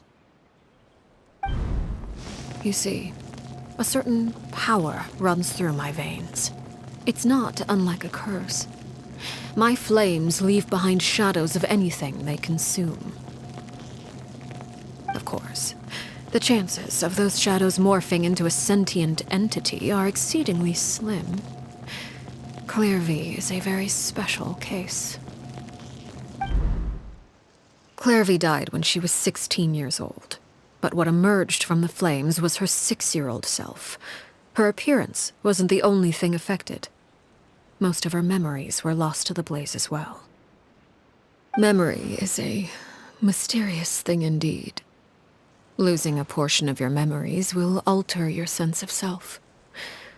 Lose 10 years' worth, however, and it would be like living in the past. Like returning to a version of yourself that never grew up. No wonder Paimon got such a weird feeling when we were talking to her. Perhaps I should put it this way. Clairvy is someone trapped in time. It may seem like she exists with us in the present, but she truly lives in the confines of her own past. So if all of that is true, then you must have known about Clairvy for a long time. Indeed. She's a rather volatile and unstable entity. Sometimes she would look after the children. She's even saved some of their lives. But other times, she would hide from me. and become obsessed with revealing the truth about the house to anyone who will listen. Shadows don't have the capacity to learn or grow. Any new information they encounter is quickly forgotten over time. Your attempts to expose Clairvy to sunlight. They failed, yes. The reason is actually quite simple. In Clairvy's mind, the house is impossible to escape, and it is this very perception that traps her there. But no matter. All I have to do is kill her again, and all will be resolved. I don't anticipate so much as a single speck of ash will be left behind this time. Wait! Paimon can understand why you might want her gone, but isn't there another way? So what if she's trapped in her 6-year-old self? She's still your friend! At least talk to her first! It's too late for that. She broke the rules, and now she must be punished. That goes for Filial and Nantoy as well. She's had quite the effect on them. I hope you understand. The difference between Crucibina and myself lies in our formulation of the rules, not our policy for enforcing them. Upholding the rules without question is a trait we both share, because that is how a household should be run. Is this really what you want to do? Whatever could you mean? Don't you want to say a proper goodbye at least? Whether as a killer or as a father, there are two things that must be avoided at all costs: anger and sorrow. Anger makes you impulsive. Sorrow causes you to waver. Well, it appears it's about time to proceed. Before we arrived, I told some of my well-behaved children to bring our troublemakers here by nightfall. I do believe I've kept my end of the deal. I give your friends quite a bit more time.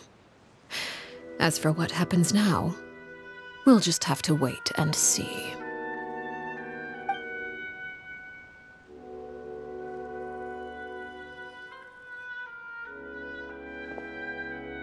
Here they are, Father. Ah, you gonna execute him? Seeing something like that would actually be a first for me. Lenny! I'm sorry. I heard about how you helped buy us more time. But I still failed. I couldn't find a way to fulfill her wish. Huh? Are you... Perry? Indeed, it's been a while, Clairvy. Perry! Shh, stay right there. I'm sorry to postpone our reunion, but first I believe certain scores need settling.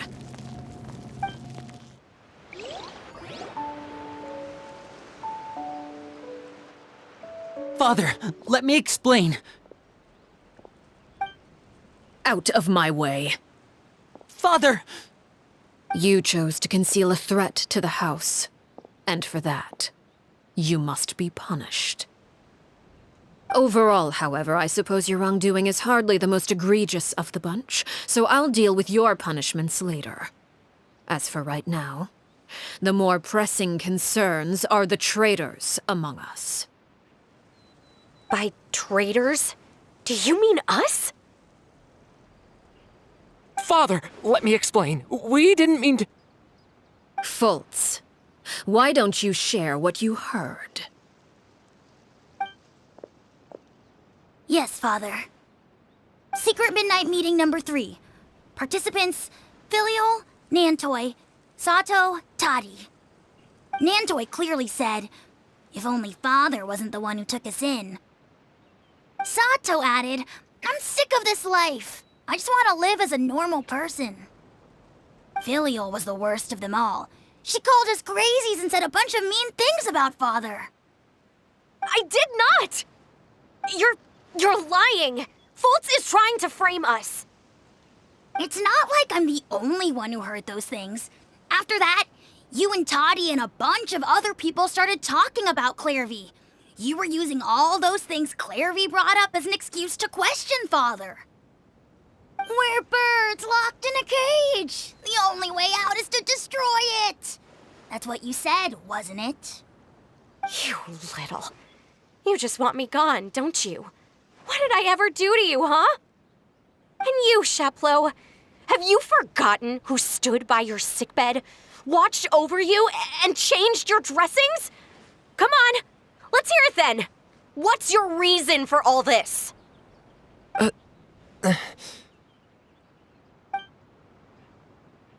You're wrong, Filial.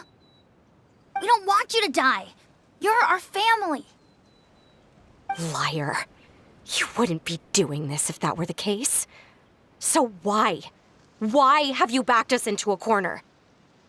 We all live in the House of the Hearth. You know the type of work we do, Filial. A single betrayal can cost dozens of us our lives. It's not like it's never happened before. That kind of thing is hard to forget. That's why the House of the Hearth cannot tolerate any form of betrayal. Ever since we came to Poisson, you've had 7 secret meetings. A lot of the things you talked about really crossed the line. You've been spying on us for half a month? Wait a second. Now that I think about it, the move to Poisson was just a way to make it easier to spy on us, wasn't it? Because we were all in one place. You've had this planned all along. Filial, Nantoy, I'm sorry.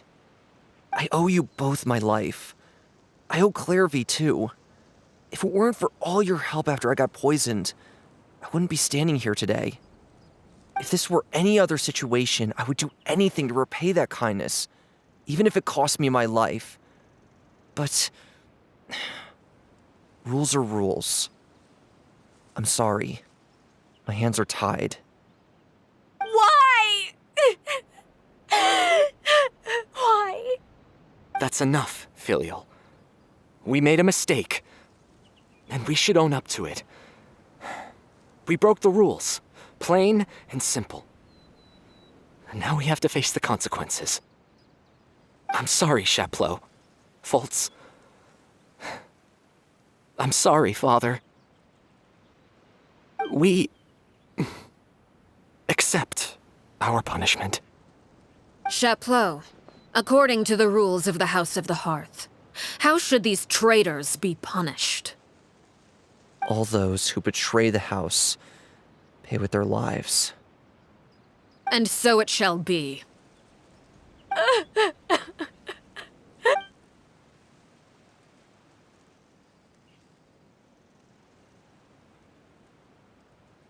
Father, please wait! Something you want to say, Linny? Please reconsider, Father. What Filial and the others did, does it really count as betrayal? We all come from broken families. From the very first day we joined the House of the Hearth, we wanted nothing more than to make it a real home. But the truth is, none of us know what a real home should look like. I'm not saying I have all the answers. All I know is this.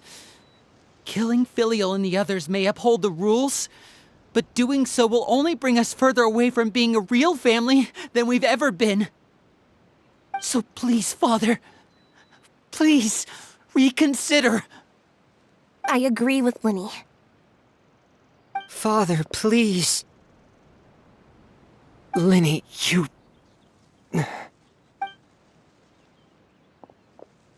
I also agree with Linny.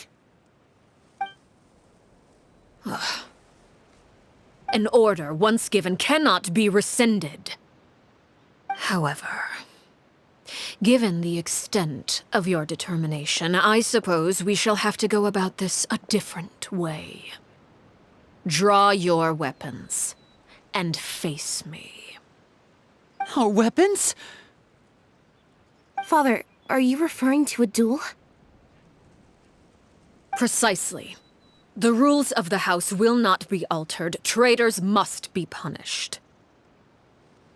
However, resolving disputes with a duel is also one of our rules, one that also applies to me.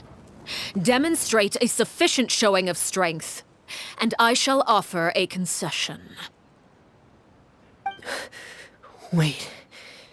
Beat Father in a duel? Impossible. father is way too strong, even for Lenny.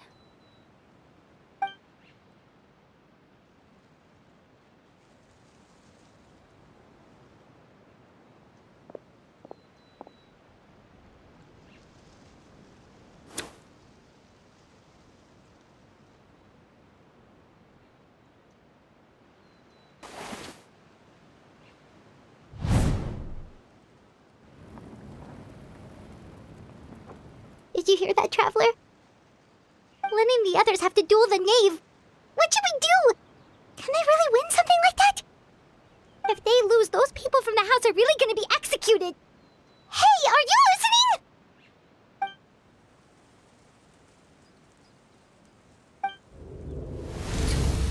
Don't you want to say a proper goodbye at least?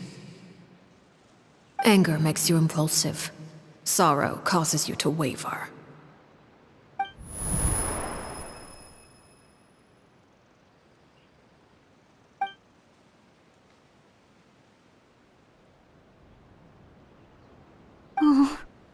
Looking at that expression on her face, she seems really serious about this. Guess that means there's no chance she's throwing the duel on purpose, huh?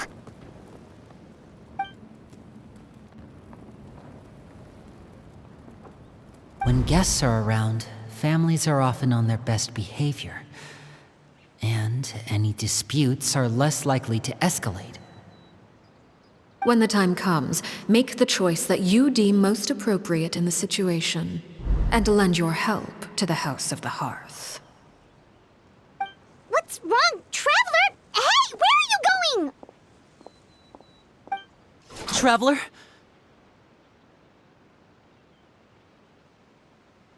You're asking to join the duel against the knave? I'll allow it. We do have a ready-made dueling ring at our disposal, after all. All I would advise is this. Keep a firm grasp on your weapon, and give it your all. Any less, and you may just lose your life.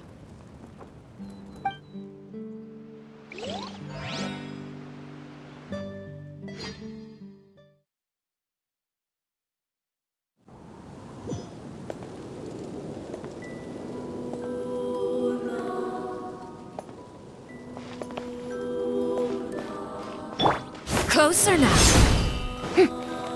Yoo-hoo! How amusing. And voila! With these rising flames! Silence! Is it my turn now? Spare your energy. Running is of little use. With the fall of darkness, destruction shall rise. Have a taste of purgatory.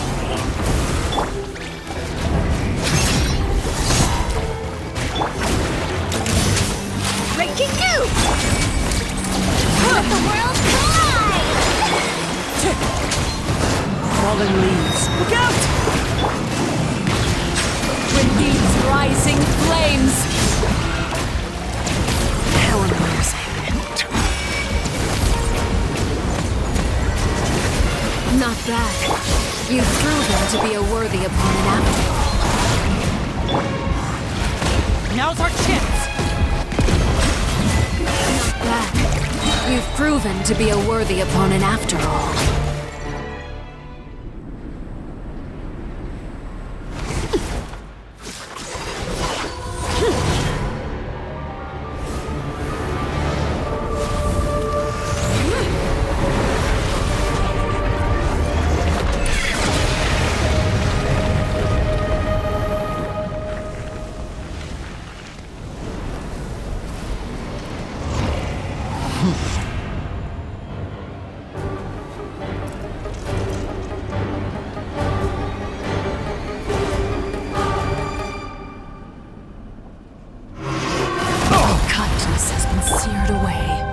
My blade is all that remains.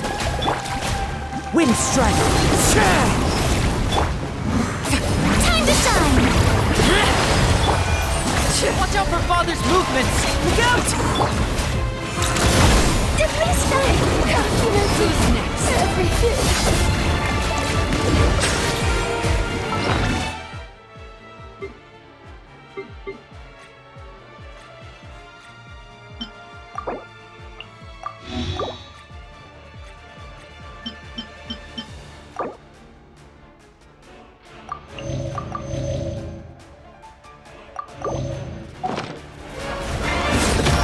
Be sanctified.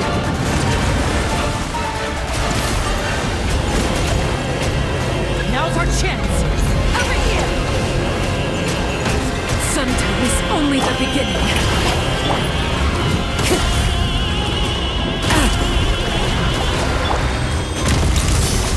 Sundown is only the beginning.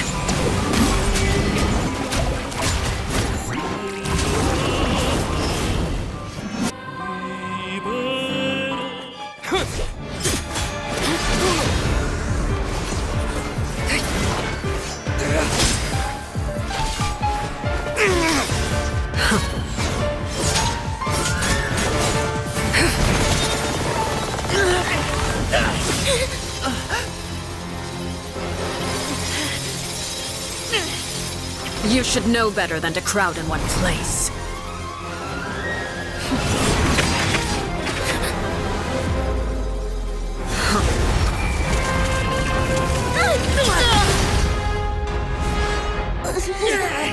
Oh, I know. No! I'm sorry, Father!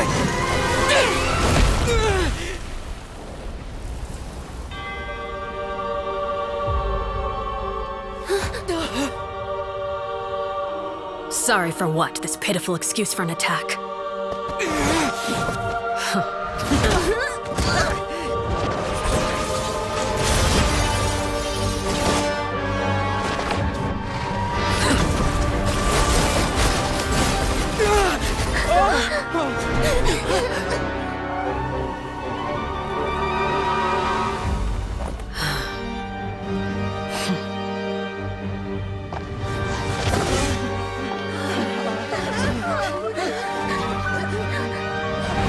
Father, no!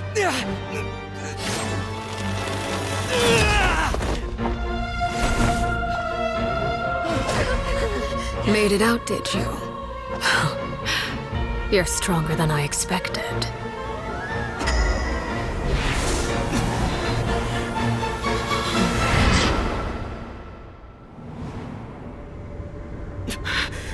A crimson moon? I can't move.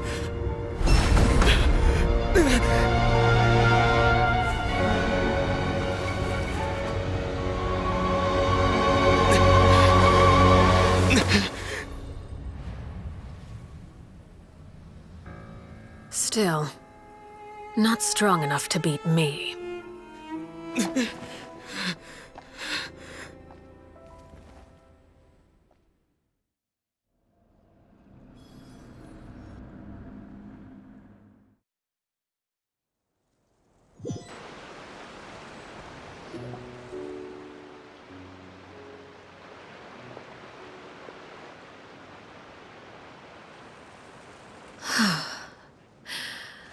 I believe we can end things here.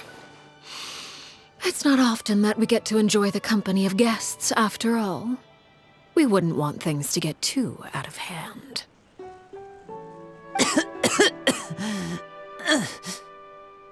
Brother, are you alright? Lenny. Given that I am the victor of this duel, as agreed, the punishment stands. No! I never thought things would end like this. However, everyone involved in the duel demonstrated a remarkable level of strength and determination. In light of this, I'm prepared to change the method of execution. Elwar, the bottled flames I gave you for safekeeping.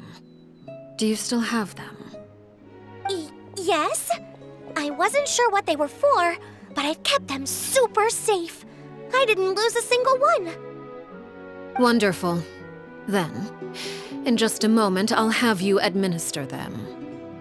Bottled flames? Indeed. They're the product of a secret experiment. Under certain special circumstances, flames can be extracted from my person and preserved. Once ingested, searing pain will spread across every inch of your body. No harm will come to you physically, but your memories will be burned away.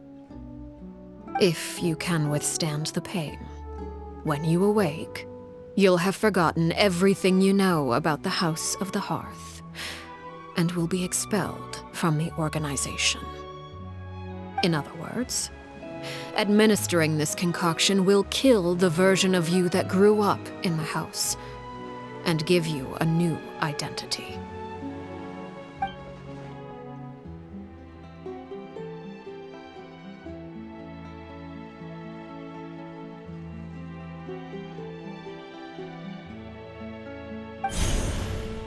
Memory is a mysterious thing indeed. Losing a portion of your memories will alter your sense of self.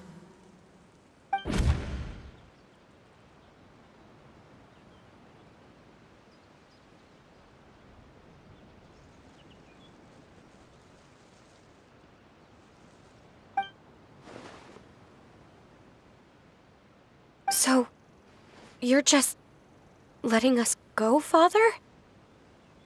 You misunderstand. Memories are extremely important. Once consumed by flame, the version of you standing before me will die, and our secrets will die with you. So no, I don't intend to just let you go, because the person who survives will be nothing but a stranger.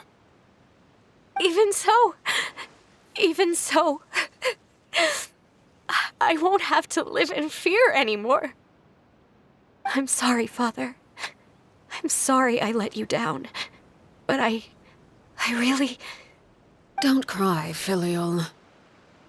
You haven't left the house yet, so there are still rules to be followed, yes? Remember what I taught you. Anger makes you impulsive, sorrow causes you to waver. Don't let yourself be controlled by your emotions. Of course. I'll remember.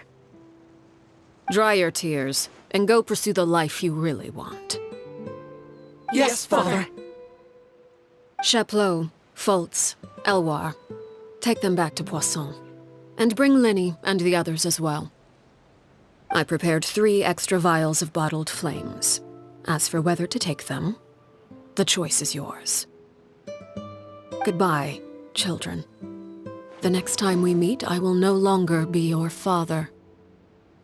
Thank you for all you've done for the house. I hope you have bright futures ahead of you.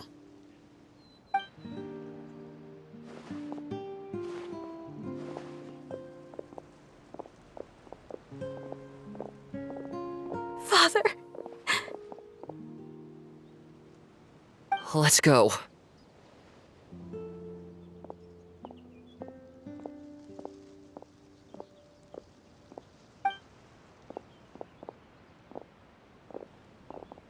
Here, grab my arm, Linny. I'll help you walk back. Thank you.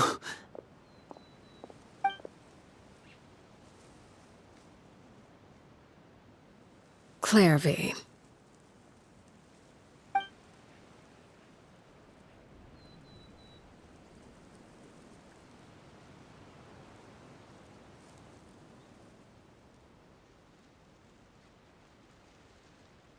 Can we talk now? I've been waiting for a super long time. You really are Perry, aren't you? I haven't seen you in so long. How come you're all grown up? Wait, did I somehow travel to the future on accident? Or am I dreaming? What a long dream! Neither. You died, Clairvy. That's what happened. You could have at least sugarcoated it a little! Look, she's so speechless! Oh. Okay then. Huh? That's it? You accepted it just like that? Yep. If that's what Perry says happened, then I believe her. Perry wouldn't lie to me. Plus, I don't really need to know why I'm like this. I'm more curious about what happens in the future. If you're a harbinger now, Perry, that means Mother is gone, isn't she? Can you tell me about it? I want to know what happened to her. And to me. You never stopped trying to defy fate. At first, no one believed you. You could only vent your frustrations to the moon. In fact, you often sought comfort in the night sky. You wanted to see the aurora, so one night we promised each other we would go to Snezhnaya to see it together. Later on, you tried to run away, but you were brought back each time. Mother spared your life, but it wasn't out of kindness. Instead, she decided to make an example of you by slowly torturing you over time. That way, the other children would know what happens to traitors. Still, you never gave up. Mother hoped that through ruthless duel after ruthless duel, she would be able to crown an ultimate victor among the children she raised. But you called on everyone to unite, to fight to a draw in order to reduce casualties. Your efforts may have only delayed the inevitable, but still. You gave them hope. You tried everything you could think of, but every attempt ended in failure. Still, you never turned your sword on Crucibina, and you never turned it on me. On that gloomy day, you told me, "For the last 16 years of my life, I've done everything I can to fight for freedom. But now, I realize that the only freedom I truly possess is the freedom to choose to die." I never imagined I would say something like that. I must have been feeling really worn down. But somehow, I still think I understand. According to Mother's plan, only one of us was going to make it until the end. And I always hoped that person would be you. If I could do it all over again, I still don't think I would make a different choice. Even when I first met you, I knew you'd be able to do what I couldn't. Is that so? Even now, I'm not sure I truly understand what kind of freedom you were trying to pursue. But as the head of the House of the Hearth, and as the children's father, I've tried to give them the most basic of freedoms. The freedom to choose their own fate. It's something I discussed with the Iudex of Fontaine. The children who want to leave the house will have their memories wiped clean of all secrets pertaining to the organization. In return, they will be allowed to live a normal life in Fontaine without being prosecuted for their past. Of course, I won't simply hand freedom to them on a silver platter. They have to fight for it and prove themselves worthy of it. Only freedom that is earned has true value. That's more than enough. That's exactly the kind of life I was fighting for. You know, Perry, I think you're a pretty amazing king, and a really great father, too. I'm really happy that you're the one who took over the house. I guess I do have one regret, though. I still haven't seen the outside world. Well, it just so happens that our dear guests over here have been to many nations and traveled to countless places. Perhaps they would be willing to tell you what the outside world is like. Really? Of course! We've traveled all over the place. We've got so many stories, we could probably talk your ears off for 3 days straight!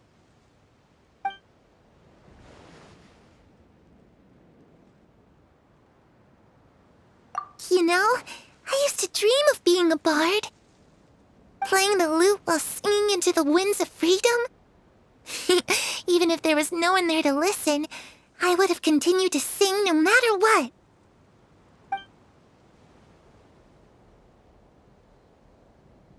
Ah, that's where Mora comes from. I never knew that before. If I had some Mora, I would buy 3 new dresses. One for me, one for Perry, and one for Mother. It's just too bad Perry doesn't like wearing dresses. And Mother, well, she probably wouldn't accept something like that either. I guess I'd just have to keep them all for me then. I could wear a different one every day.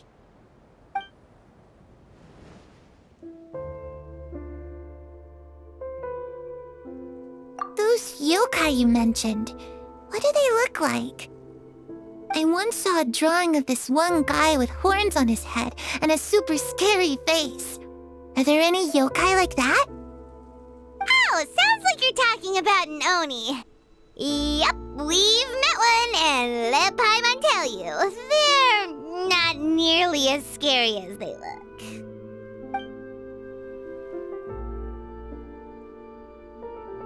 I was always too afraid to skip Mother's fighting lessons. But at the academia, I bet you could do all sorts of secret things in class. Things that have nothing to do with studying.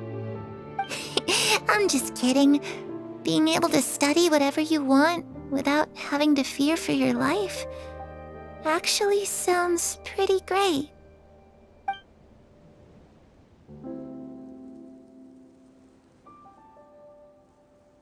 The situation was super dangerous. Lenny and Lynette were accused of committing a crime, and they were going to have to stand trial at the Opera Epicles.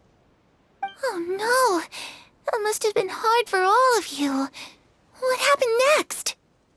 Don't worry, we were able to turn the situation around super quickly, all thanks to Detective Paimon, of course. How'd you do that? Come on, tell me. Okay, so it was like this. After the failed magic show, we rushed to the scene and...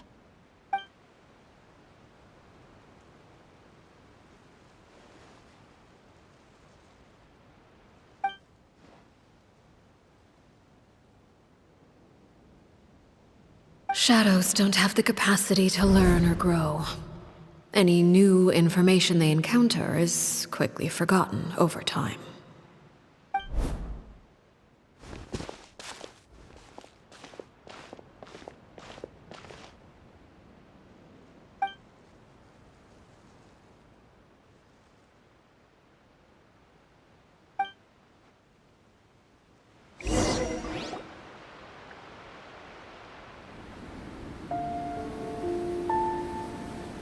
Clairvy, you've worked tirelessly from the shadows to overthrow the House of the Hearth. Now, by my authority as the Knave, I shall announce how this matter ends. You are hereby expelled from the House of the Hearth. You are no longer tied to this place, nor are you bound by its rules. You're saying that I can finally leave? I get to experience the outside world as well?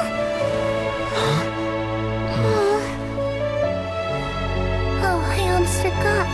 There's no getting older for me. Still, seeing who you grew up to be makes me really happy, Parallel. Take care of yourself. Goodbye. May we meet again someday.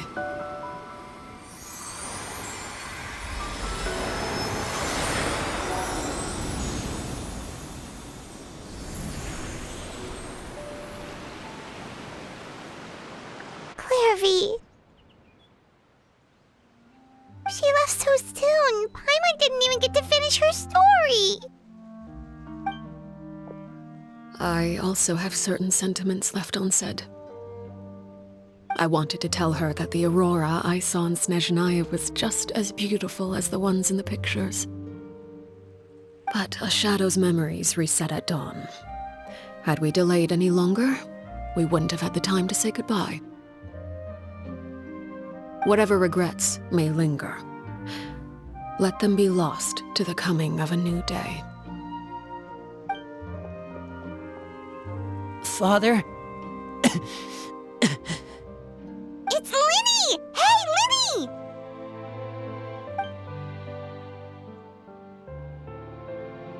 What is he doing back here? Let's go check it out.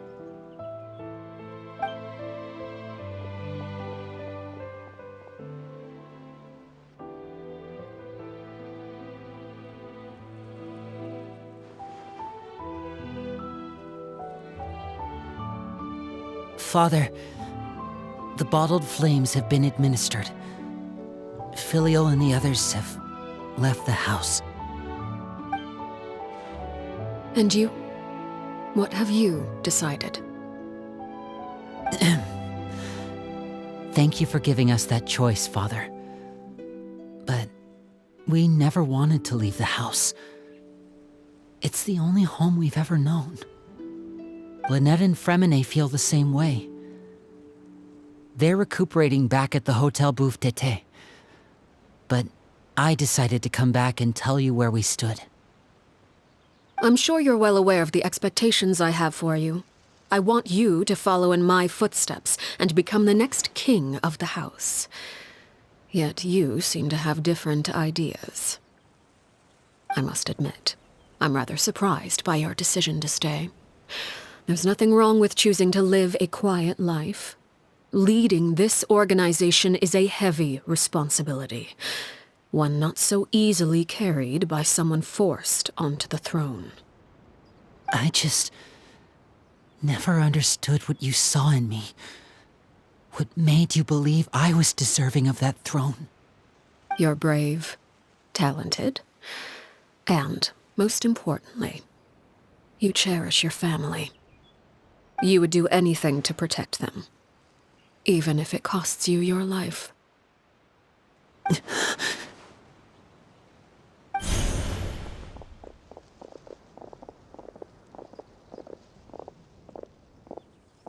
Speaking up back there was so brave of you, Linny. It's all thanks to you that we were able to convince Father to back down. You're a hero, Linny. Hero? Father is the real hero. Had Father gone all out during the duel, there's no way I would have walked away with my life. She must have had it all planned from the beginning, from the very moment she suggested a duel. I'm not deserving of that title. I'm not strong enough or smart enough. You're wrong. In my opinion, all you need to be deserving of the throne is conviction and the necessary strength to act on it. We may have different ideas of what it means to be a family, but you can hardly be said to lack conviction. What you truly lack is strength. For someone of your talent, though, that's something that will come with time. Even without that strength, you still chose to face me in a duel, even though the odds were stacked against you. That capacity to honor your convictions is what I truly see in you. Father. No one knows what the future holds, what tragedy or triumph may be in store. Being at the head of this organization requires the strength of will to face whatever comes. Caution will only hold you back. If reaching a certain standard were required to go after what you want, I would never have succeeded in killing my predecessor. Back then, there was still a considerable gap between our abilities. Strength may decide the ultimate victor, but those who let a lack of strength dictate their decisions or undermine their convictions will never be worthy of the throne. I understand, Father. Thank you. Children must grow up to surpass their parents. Only then can a family continue to flourish.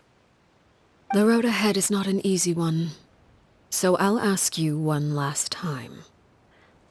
Are you certain you want to stay? You've done so much for me, Father, and that kindness must be repaid. Plus, with Project Stuja at hand, there are many dangers ahead, and I, for one, don't intend to back down. Protecting my family at all costs, that's my conviction. Then you're welcome to stay. As for Project Stuja, you need not be too concerned. If those cowardly businessmen and heartless dignitaries try to take us down, I'm prepared to teach them a lesson. Having members who longed for the light was our organization's last weakness. With those members no longer among our ranks, the House of the Hearth is like a spider hiding in the shadows. We need only wait for our prey to come to us. At present, our imperative is to use their plan to our advantage. In doing so, a crimson moon shall rise amid the frigid blizzards of winter. No demonstration of loyalty shall go unrewarded, and no sacrifice shall be in vain. As for the two of you, whether we meet again as friend or foe, I'll remember the camaraderie we shared in this moment. No matter how arduous the journey ahead, I hope we both reach our desired destination.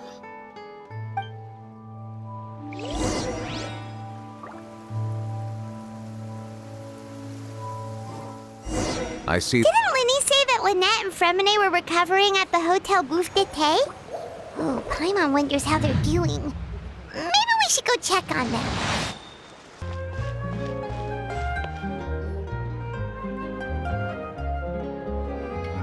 Lynette? Fremine? How are you feeling? Much better.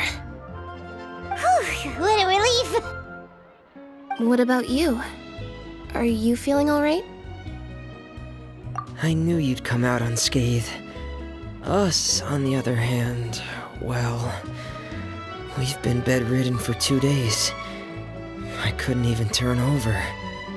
Oh, and I wanted to ask, is Clairvy gone? Linny and the other members have left Poisson and returned to the House of the Hearth.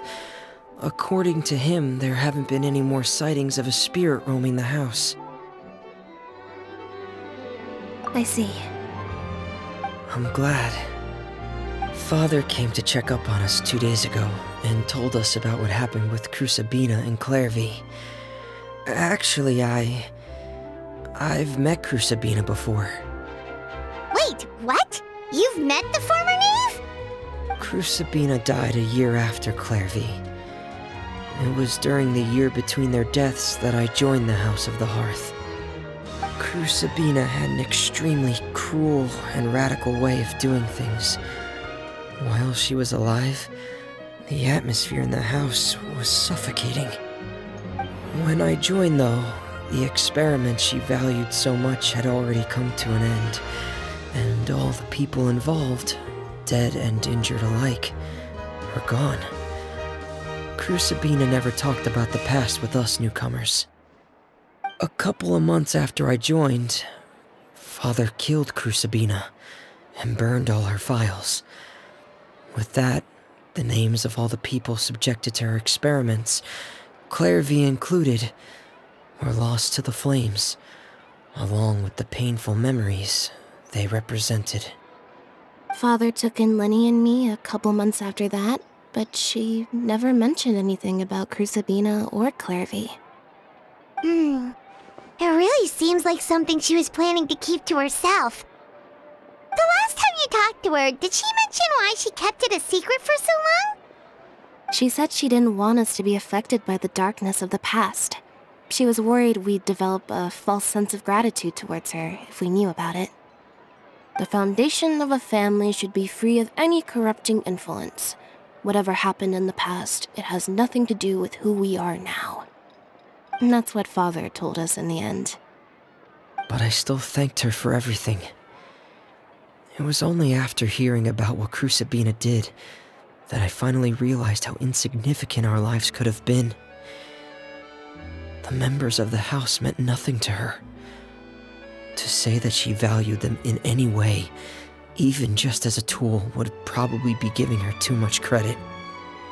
If Father hadn't taken over the House of the Hearth, I probably would have already... Father rarely brings up the fact that she saved us. She doesn't believe that being indebted to her should be what ties us together. But even if we didn't owe her anything, we would still choose to stay. Because this is our home. We may have arguments or times when we feel wronged. Some people may even choose to leave. But as long as Father is here, we will always have a home.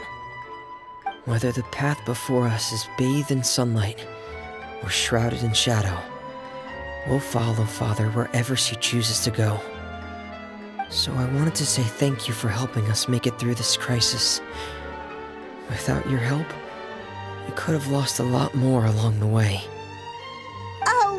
do anything, really. Of course. You're welcome anytime. Are Filial and Nantoy okay? I actually saw them at a cafe this morning. They didn't recognize me. From what I could tell, they were drinking coffee and talking about one of the operas that started running recently. They seemed happy. If I had to take a guess, I would say they finally found the kind of life they always wished for.